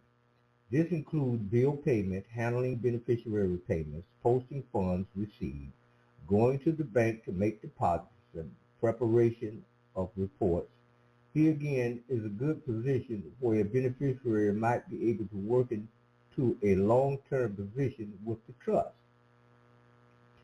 The person in charge of bookkeeping will, in the long run, need to understand complex investments and thus can act as an advisor to the Board of Trustees. Choose accounting software that handles investment. Not all of it does. After funding the checking account, one of the trust members needs to take responsibility to get the financial reports handled. Because of transfer activity and complications of setting up new investment accounts, print standard financial reports such as profits and loss and balance sheets monthly. When the trust begins opening new investment accounts, this creates many changes and sometimes confusion among the board members. These reports ensure that all members are on the same page and act cohesively. The person keeping the books should be an account manager involved with trust management, such as the executive secretary or the general manager. Now, there are many other people that can take part in that, and that's one of the reasons why I told you it would be a good idea if you just take time out of your life to take some classes on business administration. If you've never done that, you will get quite a bit of information, little nuts and bolts and wiggle pin, and little nuggets on how to run a business successfully. And you take this knowledge and you apply it to your trust. And you function in that trust with this knowledge. So it's a good idea. But all too often we, in a hurry, we want to set up a trust and get it going and how much money we made this month and, you know, this stuff here, instead of looking at the long-term implications and functionality of your trust. And is it a well-oiled machine? Is it going to roll through this year, regardless of what they're telling you about the economy being up or down? You want to have something in place so no matter what, at the end of the year, you are in the black because you don't own anything. You control everything through your trust. Okay? And so we went over the different, we're going to, if I haven't already done so, we're going to go over the different types of business structures. I think we're going to be going over there after a while. But let me continue here. It says here, hold on a second. Okay, we've already done that. Let's see what we got over here. Let's go over here and let me take a look right here. Okay, it says minutes, masters, and moment. We covered the trust indenture in Chapter 4. Even in the outline designed to support your family for generations should cause you to ponder deeply about what is appropriate.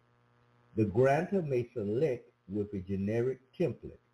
It contains only basic points and ideas. The more the grantor contributes to its making, the more original it becomes. From broad strokes to details. The final document holds broad strokes to provide guidance and concepts to carry the family forward. Working out the everyday problems and small details that even arise is a different matter. This is where minutes contribute to the overall smooth running of the trust. Okay, now first of all, let's go back to dealing with the actual creating of a trust. You're going to have to do what? Write the declaration of trust. That is when you're going to name what type of trust it is. You're going to actually write down who the grantor of the trust is. You're going to put down the trustees of the trust. And you're going to put down, if you got a trust secretary, you put that down there, and you're going to label the beneficiaries of the trust. Now, that's the skeletal structure of your trust. We're going to say it's just structured that way. But before that, you want to find out what type of trust are you going to do. Are you going to do a revocable trust? Are you going to do an irrevocable trust? Is it going to be an ecclesiastical trust? Is it going to be a business trust? Is it a family trust? It's all types of trust. But now, when you decide, let's say you decide you're going to deal with an irrevocable common law trust, or you're going to deal with a revocable common law trust. It is at that time that if you got any other trust, if you got a will, if you got insurance policies, whatever you got, you want to assign them to that trust. That's your main trust. If you got a small business trust, well, take that and put into your revocable or irrevocable trust.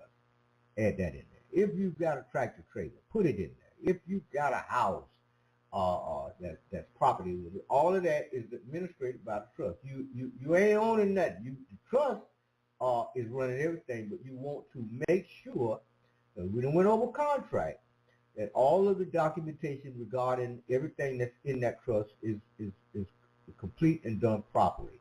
We want to know what we can put in the trust and what we can't. All of these questions are already answered. So when you do your declaration of trust, you have explained the details of the grantor of the trust. You explain the details and duties and the identity of the trustees of the trust. Everything is defined. Everything is recorded on your documents in your contract. Okay? This is how a trust is set up. You set it up by writing the declaration of first. You can get it signed, you get it notarized, you can determine whether it's private or public, however you want to do it, you can do it that way. Saved by details. First of all, from broad strokes to details. The final documents hold broad strokes to provide guidance and concepts to carry the family forward, working out the everyday problems. The small details as events arise is a different matter. This is where minutes contribute to the overall smooth running of the trust. All right. You remember I told you about a corporation. You all get together. One of the individuals involved in your trust, preferably the trustee, he's keeping the minutes of the meeting. You're actually holding a meeting. Be you present or be you scattered across the United States, your trust is still in effect, and we know it's in effect because we're holding a meeting. We're talking about phone or by Zoom, however you want to do it, but somebody is keeping the minutes of the meeting. Okay, you know when you go in a courtroom and you have a stenographer, everything that she records. She's recording the whole minutes of the whole thing. What time we started recording, what was stated in the meeting, what we concluded in the meeting, what are the minutes of the meeting, what time did the meeting end. All of this information is recorded. You follow me? You are functioning now. You are functional as a trust. Okay? All right. So we don't just have something on paper and telling people, well, I got a trust. My trust is set up, but ain't nothing functioning. You ain't got no trustees in there. Ain't nobody ain't no meetings. Ain't nothing. You just got something on paper and saying it's your trust.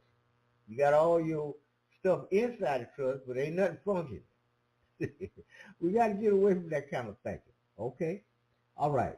Saved by details. The Board of Trustees must faithfully keep minutes of the meeting, not just because they form solid evidence of trust legality, but for routine reasons. The minimum frequency of trust meetings when there is not much activity is once a year. If you have scrupulously kept these records details you would never have expected to be important could save you during a debate with a trustee or to provide proof to a beneficiary. The minutes supply a part of your legacy to the beneficiary.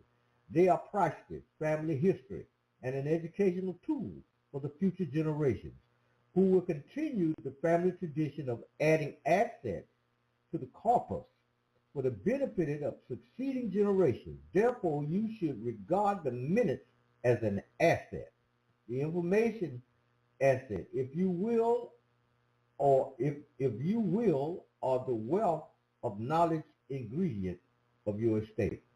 We have found them to be valuable when training a new trustee or other trust officers.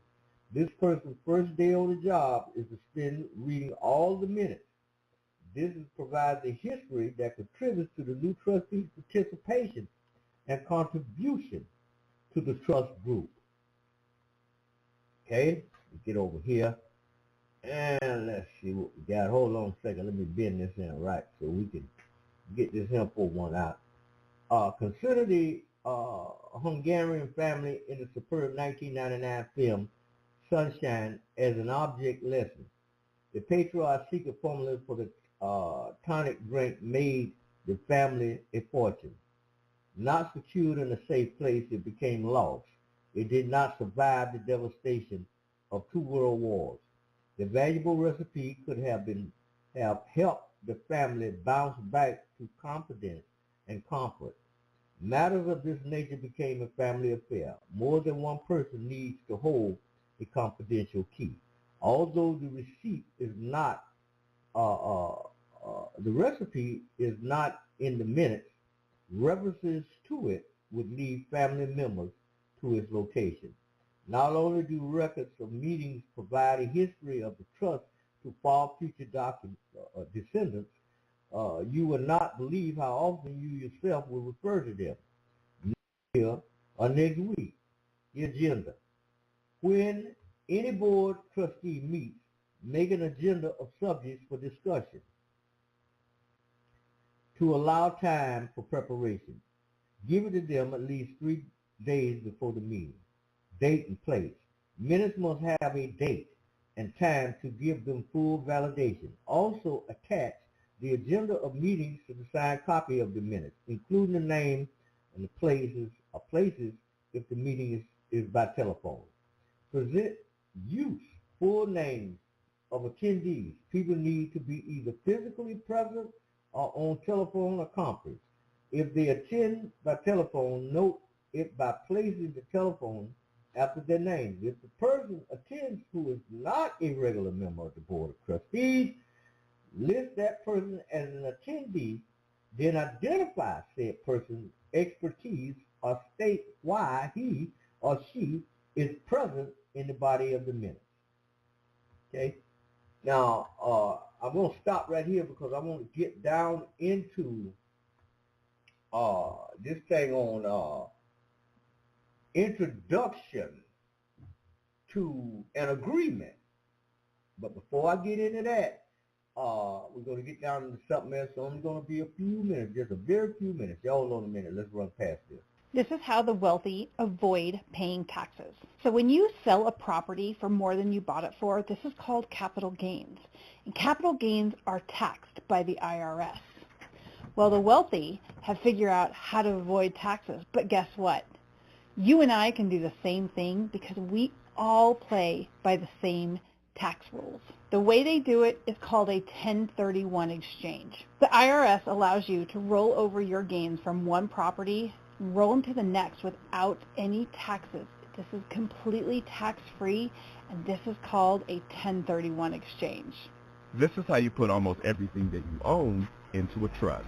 Number 1, to place your home in your trust, find the current deed on your home and copy the property description from that deed onto a quitclaim deed, which is most common in most states. Now, once that quitclaim deed is on file at your land records office, your home is now in your trust. Number 2, bank accounts.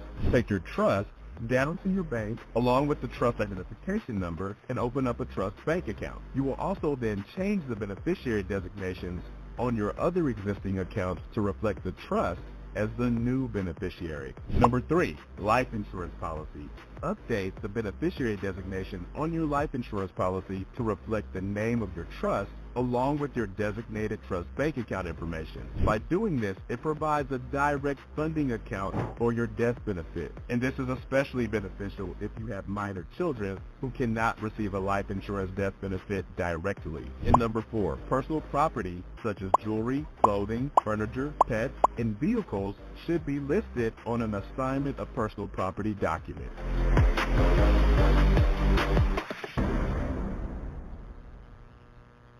If I wanted my life insurance to pay me $100,000 a year for the rest of my life tax-free, here's exactly what I would do. I would open up an index universal life insurance policy so I could have a benefit for my beneficiary, but also cash value to become my own bank and build tax-free retirement. I would structure the policy with a minimum death benefit to maximize cash value, so I would have $233,000 for my beneficiaries. I would set aside $250 a week. That's $1,000 a month. That's $12,000 a year until I'm 65 years old. Along the way, my money would compound and grow complete tax-free, averaging a 6 to 9% rate of return. This is demonstrated at a 5.7% rate of return. My money would be recession-proof and protected from stock market losses, so I could never lose a single dime. I would have access to it along the way, penalty-free and tax-free for homes, vehicles, whatever I need this money for, businesses, investments. I'll have over $1 million tax-free when I go to retire, but that's not the best part. The best part is I can turn on a tax-free pension and have my policy pay me $105,000 every single year for the rest of my life until I turn 120 years old. So the policy I paid $250 a week into has the potential to pay me over $5.8 million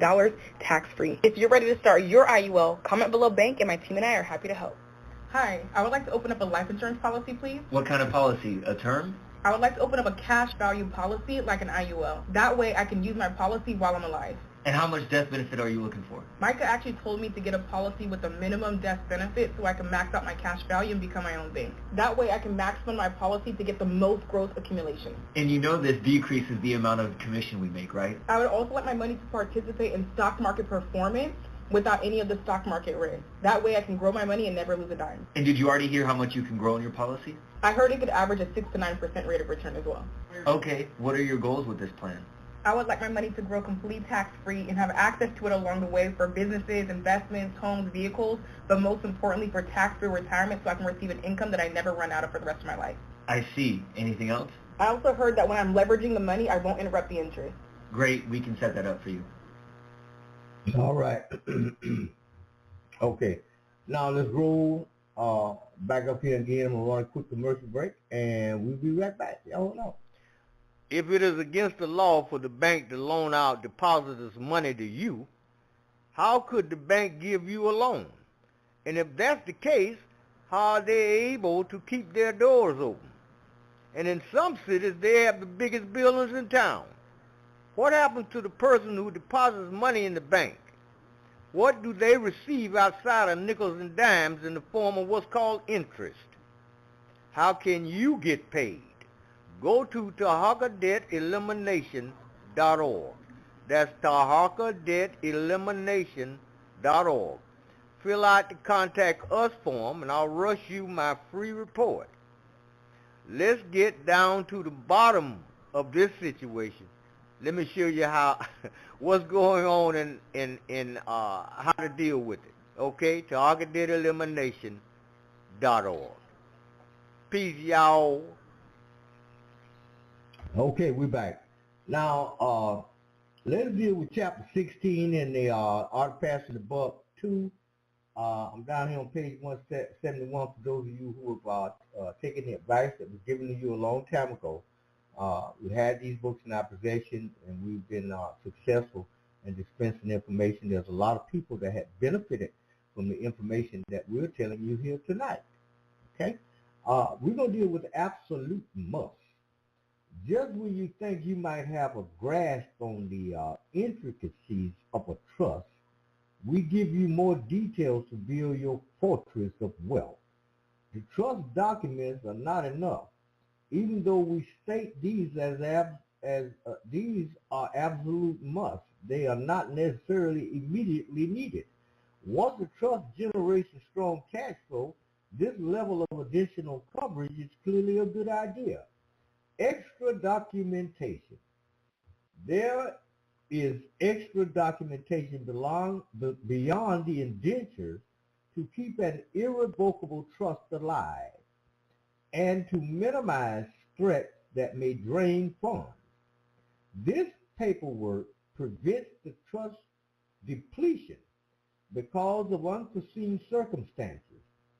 Every trust, whether irrevocable or not, should have at least for the grantor and, if possible, the spouse and beneficiaries the following as part of the initial setup. Health insurance, number 1. Number 2, durable power of attorney for health care. Number 3, medical directive. And number 4, pour over will. Should these 4 items not be adjacent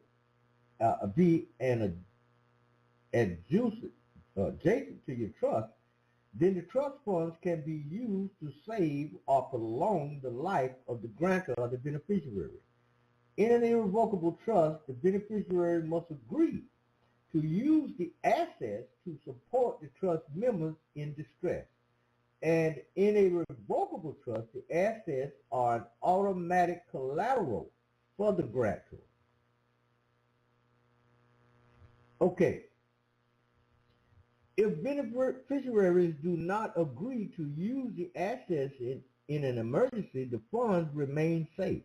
The problem becomes guilt and internal family politics. Who would be so hard-hearted? Health insurance, although not exactly exactly cost-effective, health insurance becomes an expense that may save the day. Financial analysis tell us this. If you are healthy, health insurance is expensive. You pay for the insurance and then pay for the deductible. It is common for a trust to shell out thousands of health insurance during the year with zero return. Many times the policy does not cover the specific medical needs which later arise.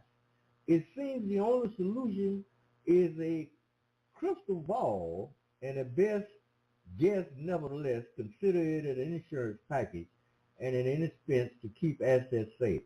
One of the solutions may be to have only a catastrophic care, a long-term health care policy, financing the rest as the need arises. We might add here too, it is best to find alternative health care solutions such as natural healing modalities to prevent common ailments in old age. Durable power of attorney. Some people confuse the DPAHC with health insurance. They are not the same. The former is a medical expense, the later legal expense.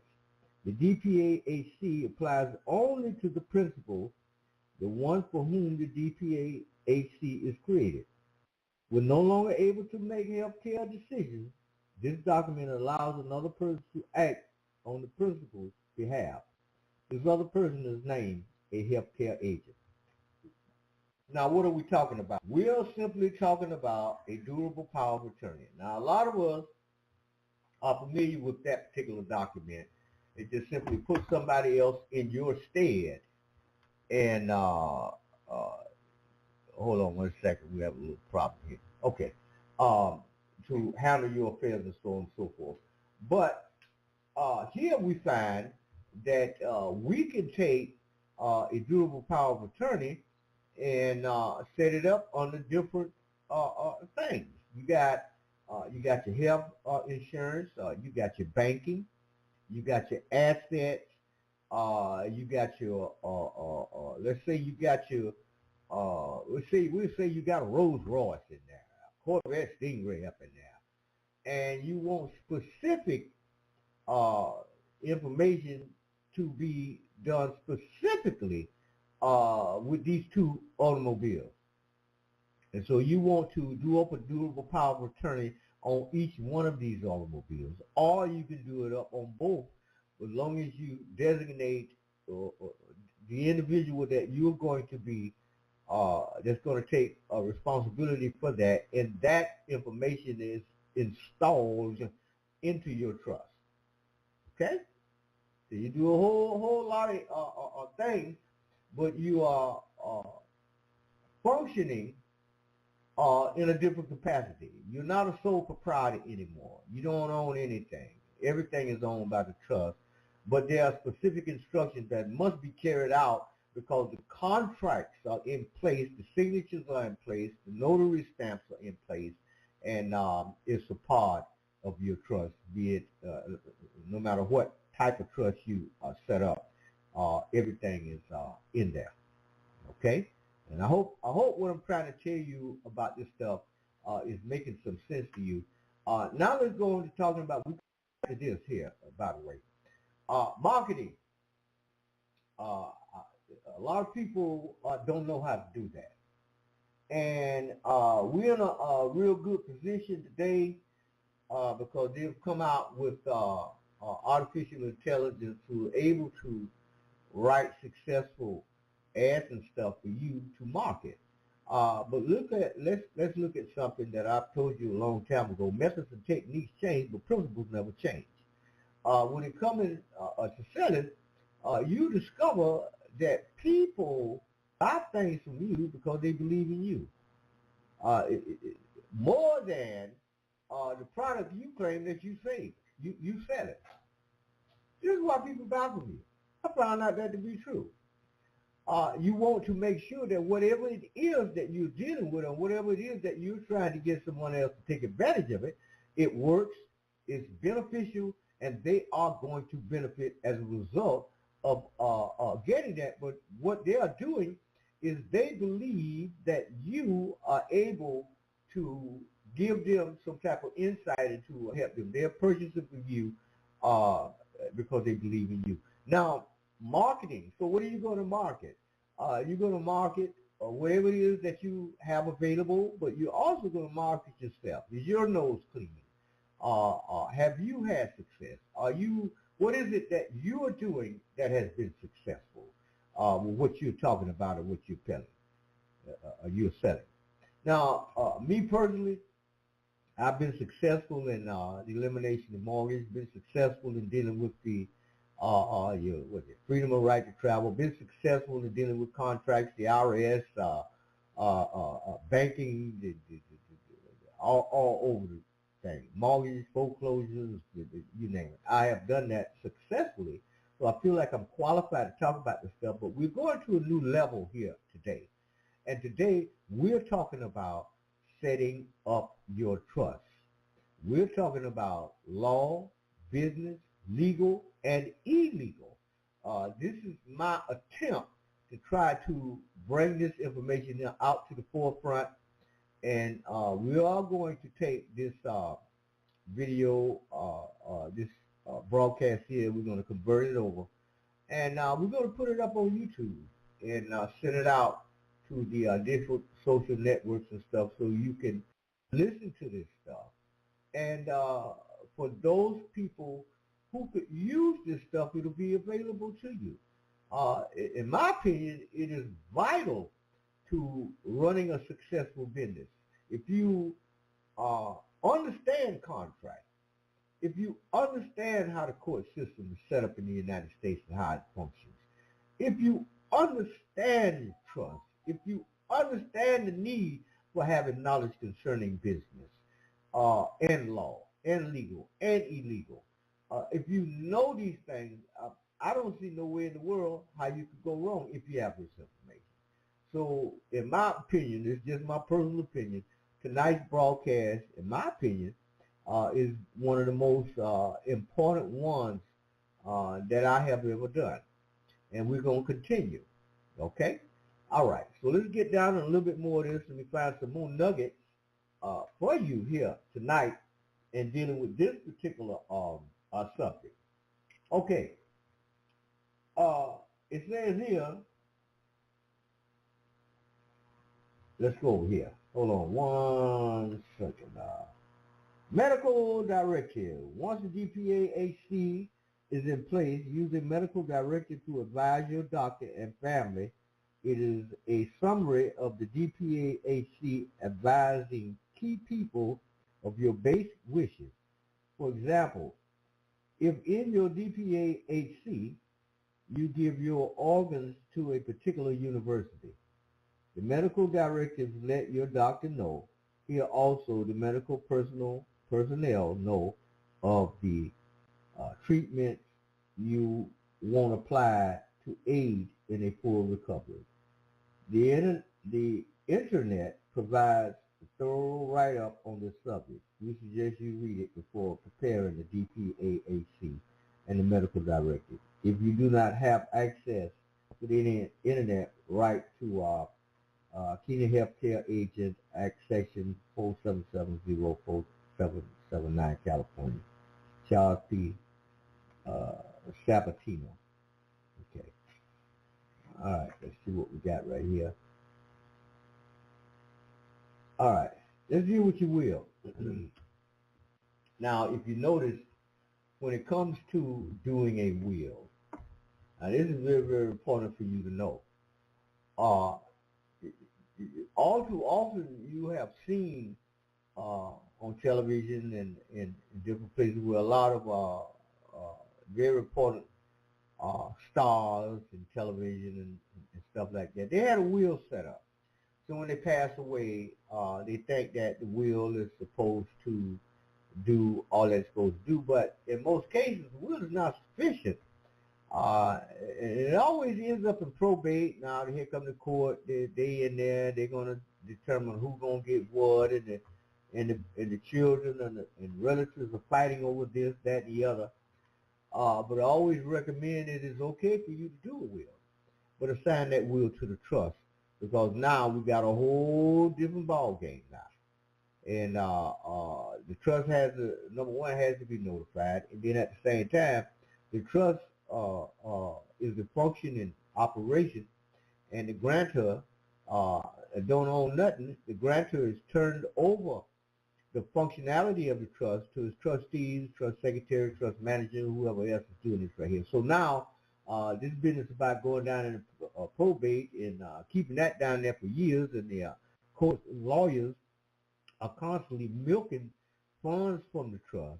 And after it's all over with, the beneficiaries don't have anything because all the money has been taken away. Because the only thing they had is the will, and then take the will and put it down in the trust. Pour over will. All the items you did not put in the trust can pour into your trust when you die. This may not be the best solution, though. Many of those items you did not put into the trust were excluded for a good reason. And here's the document you use to earmark where your favorite jewelry, furniture, and other odds and ends go. The family photo album may be prized possession that you kept out of the trust. Now is the time to will it to one of the family members. You choose an executor to this will, and he or she acts in concert with the trustee to sort out your various belongings. The executor should not be one of the trustees or anyone associated with the trust who would have an interest in getting your worldly goods. The pour-over will can be simple, stating everything that you have now belongs to the trust, or you can parcel out items after your passing. The pour-over will also contains a detailed description of how you want your funeral services conducted. What songs you sing, your burial, your cremation choices, where to spread or keep your ashes. You can choose the relation church and the party given at your passing. Yes, we said party. Some pour-over will state the person passing would like to have a roast in his or her honor. Okay? So as you can see that this particular document, the pour-over will, takes on a whole different aspect when you take time out and do your will. You can specify how you want everything to be handled and stuff, but the most important part of it is the will itself, after you're done with it, is assigned to the trust. Think about that. Everything that we've covered here tonight, think about how that's going to play out once you add it to the trust. Let's think about that for a minute, okay? Now, we're going to be going into the agreement phase on tonight's broadcast, and then we're going to come back and go back down into the Art of the Buck Passing 2 and Volume 2, which is the blueprints and stuff. And I've already told you about how to set up your trust. The declaration of trust is to be written. All the people that's involved in the trust is supposed to be written in. Their identity, you can put the age in there. Everything has to be spelled out in detail. What their job is, how they are to function, what their duties are, how long their position in the church is going to be, what is to happen, and who should succeed them may be a good idea if that individual that's acting as a trustee in your trust passes on. What is to take place as the grantor of the trust passes? What's supposed to happen? Because see, this thing here, when the grantor of the trust passes away, the trust don't just cease to function. No, because you got all these other people in this that's still benefiting from being association with this trust to make sure that this trust continue, and the documentation in the trust is supposed to still be carried out.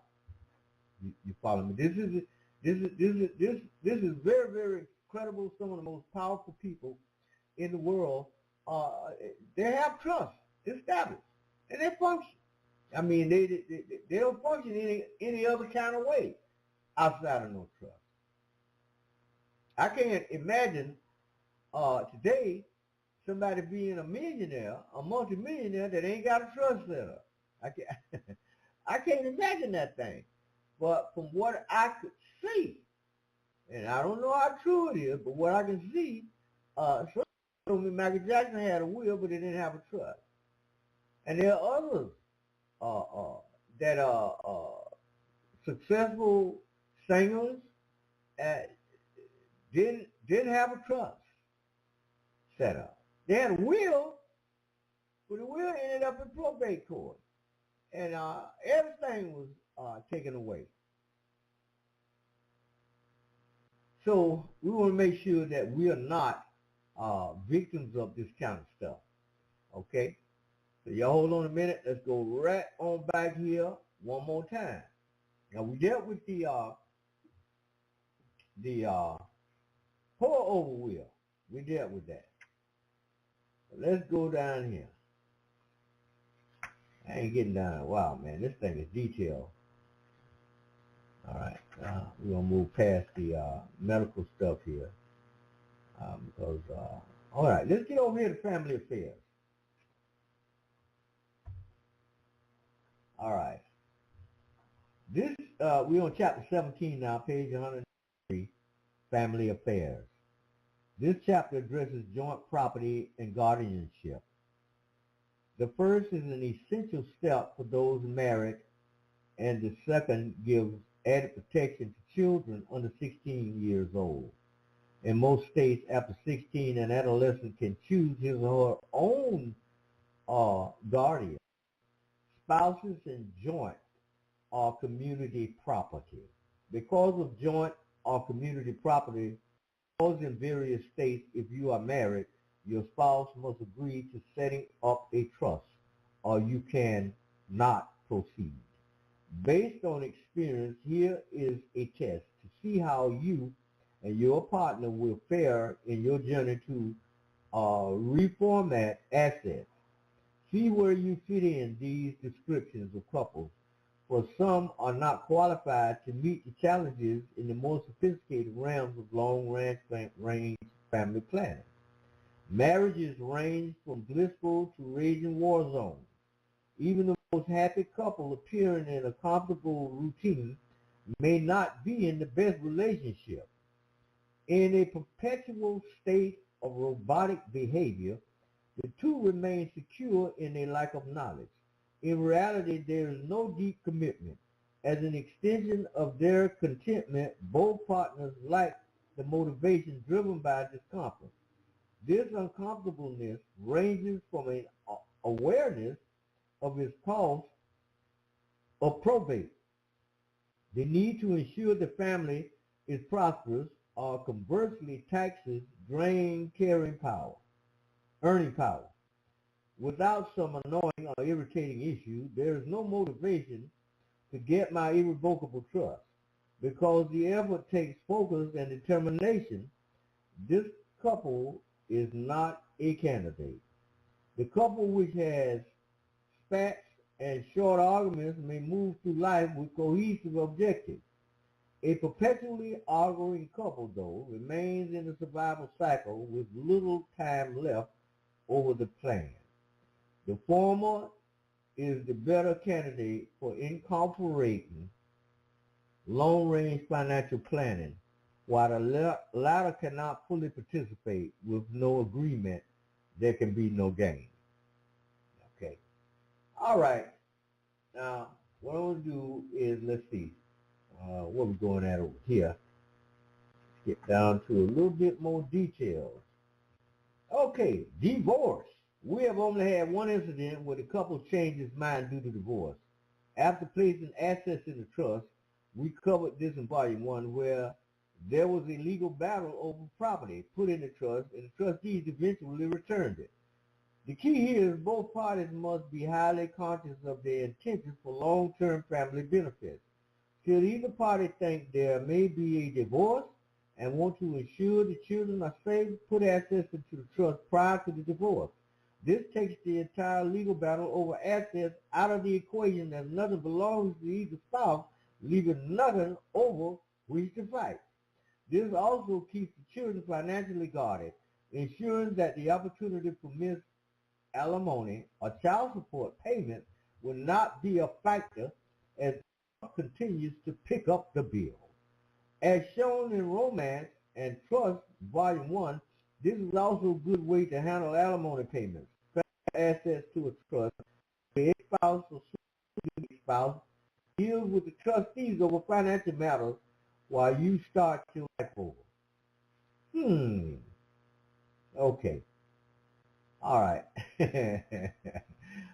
Okay. That is amazing. But anyway, what we're going to do now is we're going to go down in here to Introduction to Agreement. Here we go.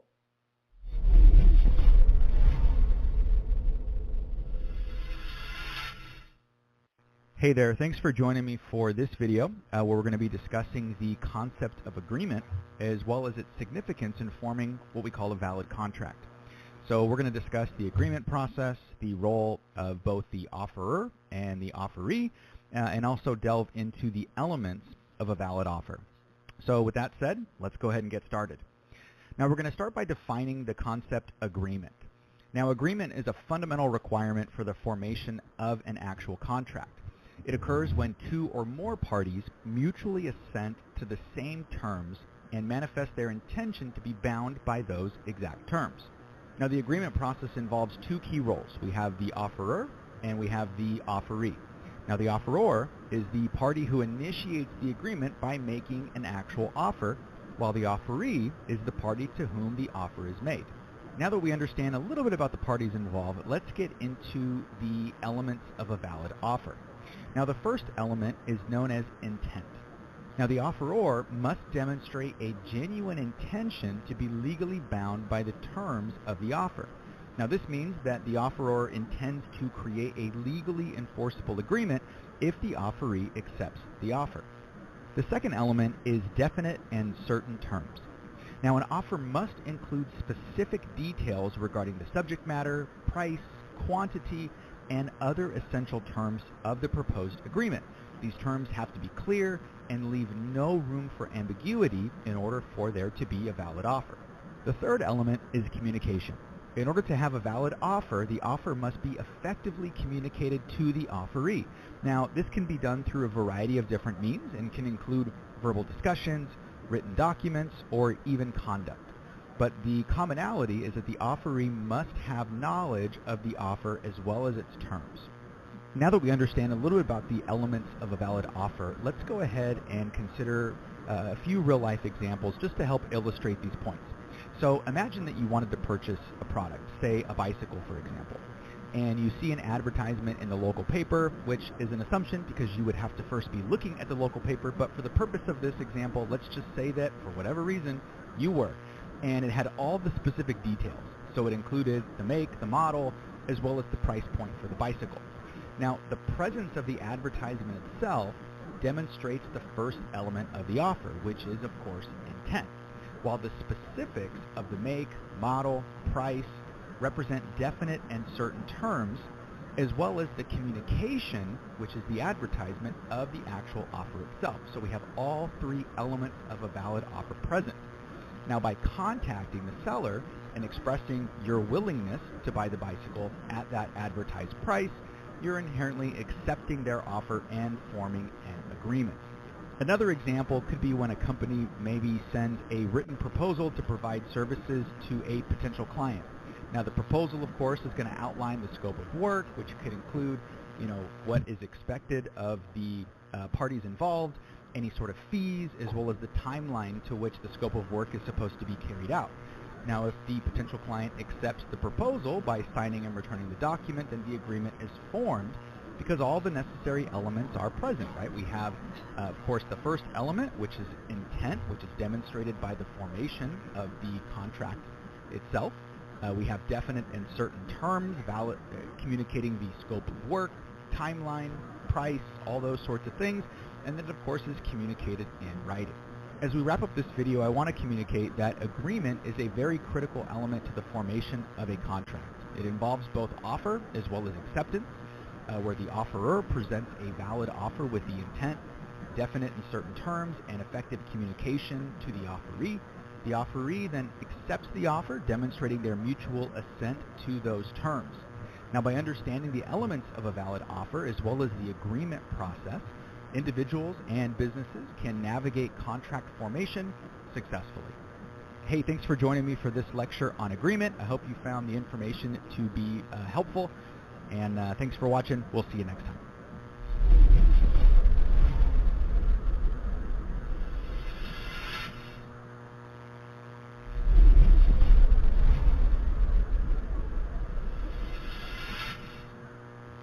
Hi there, thanks for joining for this video, and where we're going to be discussing how an offer may actually be terminated in contract law. In our prior video, we talked about some of the elements of an offer, and so if that's something that you have not been exposed to just yet, I would encourage you to take a listen to that. In this session, we're going to explore the various ways in which an offer can come to an end, terminating the possibility of forming an actual contract. Of course, understanding these termination methods is very crucial for both the offeror as well as offerees. So let's go ahead and dive in. Now, when an offer is made, it's important to remember that it's not always open indefinitely, and there are several ways in which an offer can be terminated, and we'll discuss the most common ones in this video. The first way an offer can be terminated is through what's known as revocation. Now, revocation occurs when the offeror withdraws or takes back the offer before it's actually accepted by the offeree. Now, it's important to note that revocation is only effective if the offeree receives the revocation before accepting the offer. If they've already accepted, then revocation is not possible. Now, let me give you an example of what this might look like. Let's say that you're selling your car and you verbally offer it to a potential buyer for $10,000. However, before the buyer has a chance to accept the offer, you change your mind for whatever reason and inform them that you no longer wish to sell the car. In this case, the offer has been revoked and the potential buyer cannot accept it since they've already been notified. Now, the second way that an offer can be terminated is through what's known as rejection. Now, rejection occurs when the offeree declines the offer either explicitly or implicitly. Once the offer has been rejected, it cannot be accepted at a later time. Now, rejection is a pretty simple concept to understand. So if you were to sell something to a friend, let's say a piece of artwork, and you were selling that artwork for $500, but your friend says that they're not interested in purchasing it, that would qualify as rejection and, of course, terminate the offer. In which case, you would be free to offer the piece of artwork to someone else or just withdraw the offer altogether. The third way an offer can be terminated is through a counteroffer. Now, a counteroffer is made by the offeree in response to the original offer and introduces new or somewhat modified terms. Now, when a counteroffer is made, it acts as a rejection of the original offer and presents a new offer to the original offeror, so the roles kind of switch. So an example of a counteroffer would be if you were selling, let's say, a laptop to someone for $1,000, but they respond by saying that they would be only willing to pay $800. Their response constitutes a counteroffer, as they've introduced a different price. So at this point, the original offer is terminated, and you can choose to either accept or reject their counteroffer. The fourth way an offer can be terminated is through a lapse of time. If the offeree does not accept the offer within a specified time frame or within a reasonable period of time, if no time frame is specified, then the offer expires and cannot be accepted thereafter. So in the example prior, when you were attempting to sell your laptop, what you could do is specify a specific period of time that the offer is valid. So let's say a week. And at that point, if your friend has not accepted the offer or responded for that matter at all, then the offer would be terminated. If they attempted to accept after that time, you would not be bound by the terms of that offer since the time has lapsed. Now, the fifth and final way, at least that we're going to discuss, that a contract or an offer rather can be terminated is through the death or incapacity of the offeror. Now, if the offeror passes away or becomes incapacitated before the offeree accepts the offer is automatically terminated. This can sometimes occur in business situations. So let's say a business owner offers to sell their business to a potential buyer. However, before the offer is accepted, the business owner unexpectedly passes away. In this case, that offer is terminated, it's no longer valid due to the death of the offeror. So to wrap up, let's quickly summarize some of the key points here. So first, an offer can be terminated through revocation, rejection, a counteroffer, the lapse of time, or the death or incapacity of the offeror. It's essential for both offerors and offerees to be aware of these termination methods to navigate contract negotiations more effectively. Thank you for taking the time to watch this video on how offers can be terminated. I hope that gives you a better understanding of the different ways that an offer can come to an end. We'll see you next time.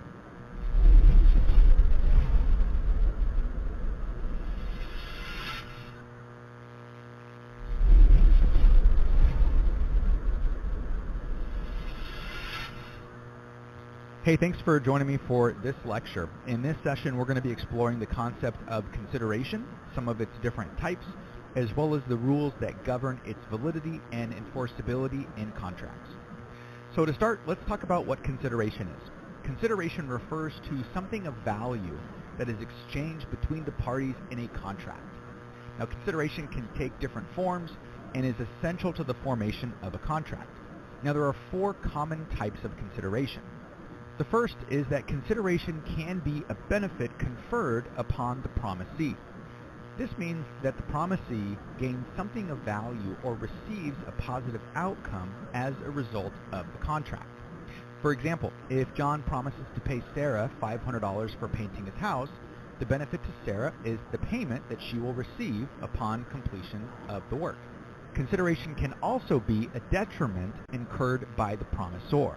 For this to exist, the promisor willingly gives up or sacrifices something of value to the promisee. For instance, let's say 2 parties were engaged in an exchange to purchase a vehicle, and the seller or promisor promised not to sell their car to anyone for a specified period of time with the intent of the vehicle being sold to the other party. So this individual would be undertaking a detriment by restricting her options to the benefit of the other party. If the other party backs out, obviously they are left with less options to sell their vehicle. In that case, consideration could exist because there is a detriment to the promisor. Consideration can also be a promise to perform an action or provide a service. Both parties in a contract have obligations and are bound by their promises. For example, if Jane promises to deliver a shipment of goods to Mark's store, her promise to perform the delivery is the consideration. Lastly, consideration can also be a promise to refrain from doing a certain action. This means that one party is obligated not to engage in a particular activity. For example, if Mark promises not to sell similar products in the same area as Jane's store, his promise to refrain from competition is the consideration. Now that we've explored the different types of consideration, let's discuss the rules that govern its validity. The first rule is a lack of consideration. In general, a contract must have valid consideration for it to be enforceable. Now, if there's a lack of consideration, the contract may be deemed unenforceable. However, there are exceptions to this, and that is known as promissory estoppel. Essentially, promissory estoppel allows a party to enforce a promise even in the absence of consideration when one party has made a clear promise and the other party has relied on that promise to their detriment. Let me give you an example of what this might look like. Let's say that you have a friend who's selling their car. Now you express an interest in buying it and you negotiate a price of $10,000. Now your friend tells you that they're going to hold the car until the end of the week so you can go ahead and go to the bank and secure the loan and do all those sorts of things. Based on this promise, you cancel your plans to search for other cars and you focus on getting the loan. However, a few days later your friend calls and says that they've changed their mind. They've sold the car to someone else who's offered a higher price. So now you're left without a car and you've incurred expenses in applying for this loan and there's time involved in that sort of thing. So you argue to your friend that they made a promise to hold the car and that created a legal obligation for you, or for her rather, to sell it to you. Now in this case, even though there's no consideration involved, right, you haven't given up anything in return for the promise, promissory estoppel could come into play. That's because you relied on your friend's promise and took action by canceling your plans, incurring expenses to secure a loan, and those sorts of things. So it would be unfair for your friend to go back on their promise and sell the car to someone else. Now, as a result, you might have a valid claim under promissory estoppel where you could seek damages for your reliance on your friend's promise. However, given the fact that you're friends, maybe that's not something that you would take advantage of. The next rule of consideration is what is known as adequacy of consideration. Now, courts generally do not examine the adequacy of consideration. As long as there is legal value exchanged between the parties, the consideration is considered sufficient itself. This means that the value or the benefit doesn't necessarily have to be equal, and that, in fact, is kind of subjective in its own right. But as long as both parties agree to the terms willingly, then consideration is present. The next rule of consideration is illusory promise. Now, an illusory promise is a statement that appears to be a promise but does not create any legal obligation. So if one party has the discretion to perform or not perform a certain action, the promise lacks consideration and may not be enforceable. Now, that can be a little bit abstract, so let me give you an example. Let's say that a company is seeking a new supplier for some sort of raw material. So they enter into negotiations with the potential supplier and they put together a contract. However, in the contract, the company includes a clause that states that they have the right to cancel the agreement at any time without providing any sort of valid reason. Now, the supplier, on the other hand, is bound by strict obligations to provide the materials and fulfill their end of the contract. Now, in this scenario, the promise made by the company to purchase the raw materials is illusory. The clause that allows them to cancel the agreement at any time renders the promise unenforceable because it lacks mutuality and consideration. So the company has the option to walk away from the contract without any sort of consequences, leaving the supplier with zero legal recourse. So in this example, the illusory promise occurs because one party appears to make a commitment but retains the ability to avoid any actual obligation or performance. The next rule of consideration is what is known as past consideration. Now, generally, past consideration is not considered valid consideration because it lacks the element of exchange or bargaining. However, there are certainly exceptions to this rule, such as when the past act was requested or when there was an understanding of future compensation. The last rule of consideration that we're going to discuss is pre-existing duty. Now, if a person is already legally obligated to perform an action, promising to do the same action does not constitute valid consideration. However, there could be exceptions to this, such as when an unforeseen circumstance arises or when there is an agreement to modify the existing duties. Now, let me give you a quick example. Let's say a company hires an employee and offers a new employment contract that includes a salary increase. The company informs the employee that the salary increase is contingent upon the employee signing, let's say, a non-compete agreement. The employee is already performing their duties and providing services to the company under the existing employment agreement. Now, in this scenario, if the employee signs the non-compete agreement as a condition for receiving the salary increase, their promise to abide by the non-compete agreement is considered pre-existing consideration. The employee's performance of their existing job responsibilities is the basis for the promise made in the new non-compete agreement. So the important thing to take away in this example is the employee is already providing services to the company, and their promise to abide by their non-compete is not considered new consideration, but rather a promise related to their existing obligations. Now, if this pre-existing consideration is the only consideration offered in response to the offer, it may not be sufficient to create a binding contract. Thanks for watching this video on some of the different elements of consideration. I hope you enjoyed it, and we'll see you next time.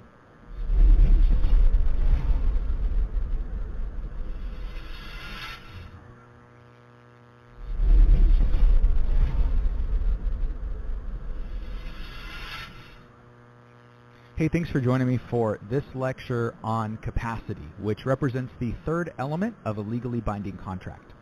So in this lecture, we're going to explore the concept of capacity in contract law, which refers to basically the mental and legal ability of parties to understand the terms of a contract and be bound by its obligations. Now, understanding capacity is crucial to ensuring the validity and enforceability of contracts. So with that being said, let's go ahead and get started. Now, capacity in the context of contract law refers to the legal competence of an individual to enter into a contract. It involves assessing whether the parties involved possess the mental capacity or legal status required to understand the nature of the contract and its consequences. Capacity serves as a protection against exploitation and ensures fairness in contract relationships, which is why it's so important. Now, there are several aspects of capacity that we're going to explore right now. The first category is we need to consider the capacity of minors. Now, generally minors, which represent those individuals that are typically under the age of 18, lack the full legal capacity to enter into contracts. Contracts with minors are typically considered voidable, meaning that the minor has the option to affirm or disaffirm the contract upon reaching the age of majority. However, there are exceptions to this rule, such as contracts for necessities like food, clothing, and shelter, which are generally considered to be enforceable. Another aspect of capacity is the capacity of mentally incapacitated individuals. In the case of individuals with mental disabilities or those who are unable to understand the nature and consequences of a contract, their capacity may be limited. Contracts entered into by mentally incapacitated individuals may be voidable depending upon the circumstances and the degree of impairment. Courts often assess whether the individual had the ability to comprehend the contract at the time it was made prior to determining whether capacity was present. Capacity can also be affected by intoxication. Now, when individuals are under the influence of drugs or alcohol to the point where their judgment is impaired, their capacity to enter into a contract may be questionable at best. Contracts made under these circumstances may be voidable, especially if the other party was aware of the intoxication and took advantage of the impaired person's lack of judgment. Additionally, legal status is closely linked to capacity as well. For example, individuals who have been declared bankrupt or have been placed under legal guardianship may have limited capacity to enter into certain types of contracts. Now, these legal restrictions help protect the interests of the individual and prevent some sort of exploitation. Now, understanding capacity is critical because contracts entered into by individuals without the required capacity may be deemed void or voidable. Invalid contracts are unenforceable, and the parties involved cannot be legally bound by any of the terms. So in a sense, capacity in some ways safeguards parties from entering into agreements that they may not fully understand or that may in fact be unfair due to their vulnerable circumstances. As we finish up this video, I want to emphasize again that capacity is a critical element to a legally binding contract and helping to ensure that all of the parties involved have the mental and legal ability to not only understand the terms but also be obligated to perform the terms of the contract. Whether it be the capacity of minors to the capacity of mentally incapacitated individuals, the law in a sense seeks to protect those who may be vulnerable in contractual relationships. So by understanding capacity, we can create contracts that are both fair, valid, as well as enforceable. Thank you for watching this lecture on capacity. I hope you enjoyed it and learned something, and we'll see you next time.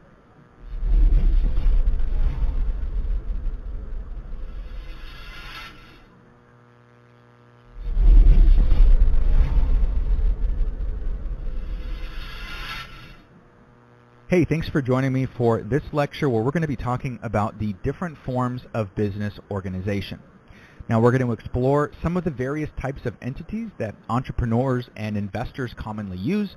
It's crucial to understanding these forms so that you can make smart decisions about how to legally structure your business.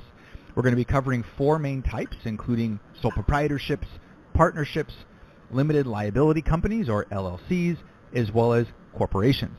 We're also going to compare and contrast them in several key areas, including legal position, creation, control, lifetime, taxation, as well as transferability of ownership and dissolution.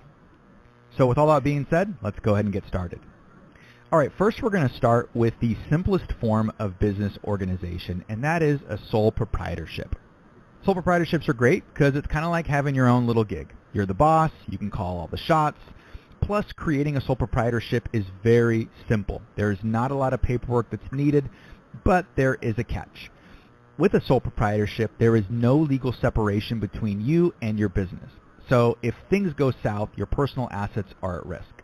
It's also a one-person show, which in some cases is actually a good thing, but it ends when you decide to close up shop or if the owner unfortunately passes away. Now, from a tax standpoint, owners in a sole proprietorship report everything on their personal tax returns via a Schedule A form. Selling and transferring the business can be a little bit tricky, but from a dissolution standpoint, when it's time to call it quits and cease operations, it's very simple to do. Now let's talk about partnerships. Now there are two main types of partnerships. There are what we call general partnerships as well as limited partnerships. In a general partnership, you and your partner or partners have an equal say in the running of the business.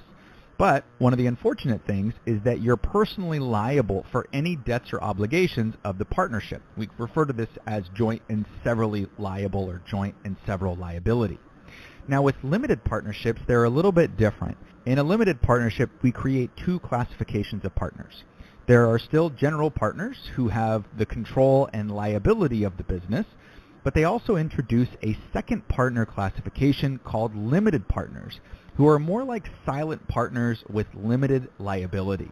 Now what this means is that they are only liable for what they've invested in and typically cannot be pursued personally for any of the actions related to the business. Now creating a partnership is typically straightforward. It usually involves a simple agreement between you and your partners. The partnership can last for as long as you and your partner or partners agree or until someone decides to leave. From a tax standpoint, it's handled very similarly to a sole proprietorship, with each partner reporting their share of profits or losses on their own personal tax returns. Transferring ownership interest can be a little bit tricky though, unless you've got it all spelled out in your partnership agreement, which is actually pretty uncommon. And dissolving the partnership can happen when somebody leaves or when everyone agrees that it's time to part ways. All right, we're going to shift gears now, and we're going to dive into limited liability companies, or LLCs. Now, LLCs are a hybrid of partnerships and corporations, which we're going to discuss momentarily, and they offer some of the best of both worlds. The great thing about an LLC is it shields your personal assets from your business liabilities. So if things don't go well, your house, your car, your other personal possessions are safe and protected under the LLC. Now, to create an LLC, you have to file some paperwork with the state and adopt what's known as an operating agreement. You have a little bit more flexibility in terms of control and management structure.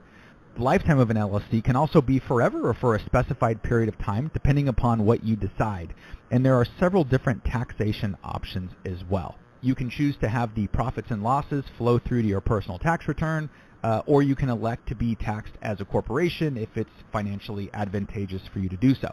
Transferring ownership interest can be a little bit tricky, so make sure you have it all spelled out in your operating agreement. And when it's time to dissolve the LLC, make sure you follow the procedures outlined in your operating agreement or take a vote among the members. Now, last but not certainly least, we have corporations. Corporations are certainly the most common, especially for larger businesses.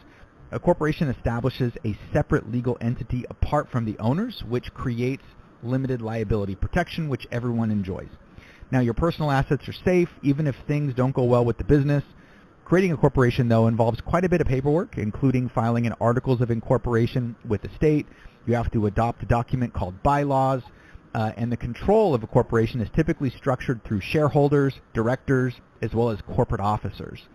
Corporations have existence in perpetuity, which means they can last forever, which is great from a sense of permanence. But from a tax standpoint, corporations can be a little bit tricky. By default, corporations suffer from what's called double taxation, which means that the profits are taxed at the corporate level, and then again when distributed to the shareholders as what's known as a dividend. But with that being said, there are ways that you can get around this. For example, you could elect for your corporation to be treated as an S corporation, and then you can enjoy pass-through taxation similar to an LLC. Transferring ownership interest in a corporation is actually really simple through the buying and selling of shares of stock. And when it's time to dissolve the corporation, you have to file necessary paperwork with your state. So I hope that gives you a good understanding of some of the common forms of ownership, some of their differences, disadvantages, as well as their advantages. Each one of them has pros and cons when it comes to legal position, creation, control, taxation, transferability, as well as dissolution. So it's important to remember to select the form of organization that fits the specific needs and goals of your business. I always recommend consulting with both legal and financial professionals before making the decision, because they can have some long-lasting implications. But hopefully that's enough to get you started so that you can ask the right questions. All right, thanks for watching this video on some of the common forms of business organization. I hope you enjoyed it and found the information to be useful. Thanks again for watching, and we'll see you next time.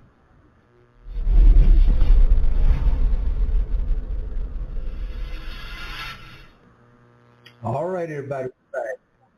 I hope you got something out of this right here, and keep in mind, we're going to be converting this over to a video, throw it up on YouTube. In my opinion, the amount of work we put in here and the amount of selections of information to be given to you, I feel like personally it's a starting over one more time to give you something that we've been told you a long time ago. And but here it is again in October 2024, before we go into 2025. For those of you who want to set up your business, you want to learn everything about how to function in the private, what is legal, lawful, and legal, and business sense, and all of that, your trust, and how to structure that and get all that set. So when 2025 comes in, you've been reminded of, once again, it's not a bad idea for you to take a few classes on business and business structure, business administration. Get that down before you go out and start doing all the things that you want to do. Go out with some knowledge under your belt. But anyway, I'm coming to the close. I've been your host, Tarhaka Amana El Bay, and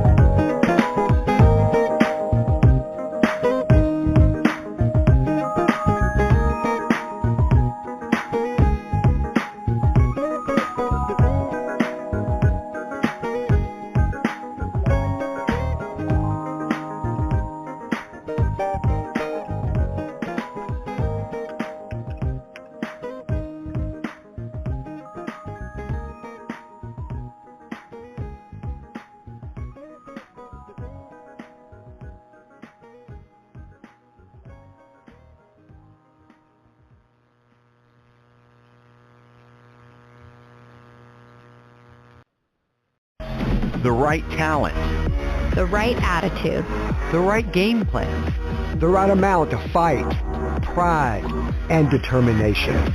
When everything comes together, you just feel it. And you'll let nothing get in the way of your goal. You're ready to step up, meet the moment, and play to win. If you've been injured, put our force to work for you. Farah and Farah, here for Jacksonville, here for good. The Humana Full Access Give Back Medicare Advantage Plan gives you $2,096.40 back each year in your Social Security check. Choose coverage that helps you keep more money in your pocket. Learn more at gethumana.com. Humana, a more human way to healthcare. The Part B Give Back benefit pays part or all of your Part B premium, and the amount may change based on the amount you paid for Part B. Limitations and restrictions may apply. Humana is a Medicare Advantage HMO and PPO organization with a Medicare contract. Enrollment in any Humana plan depends on contract renewal.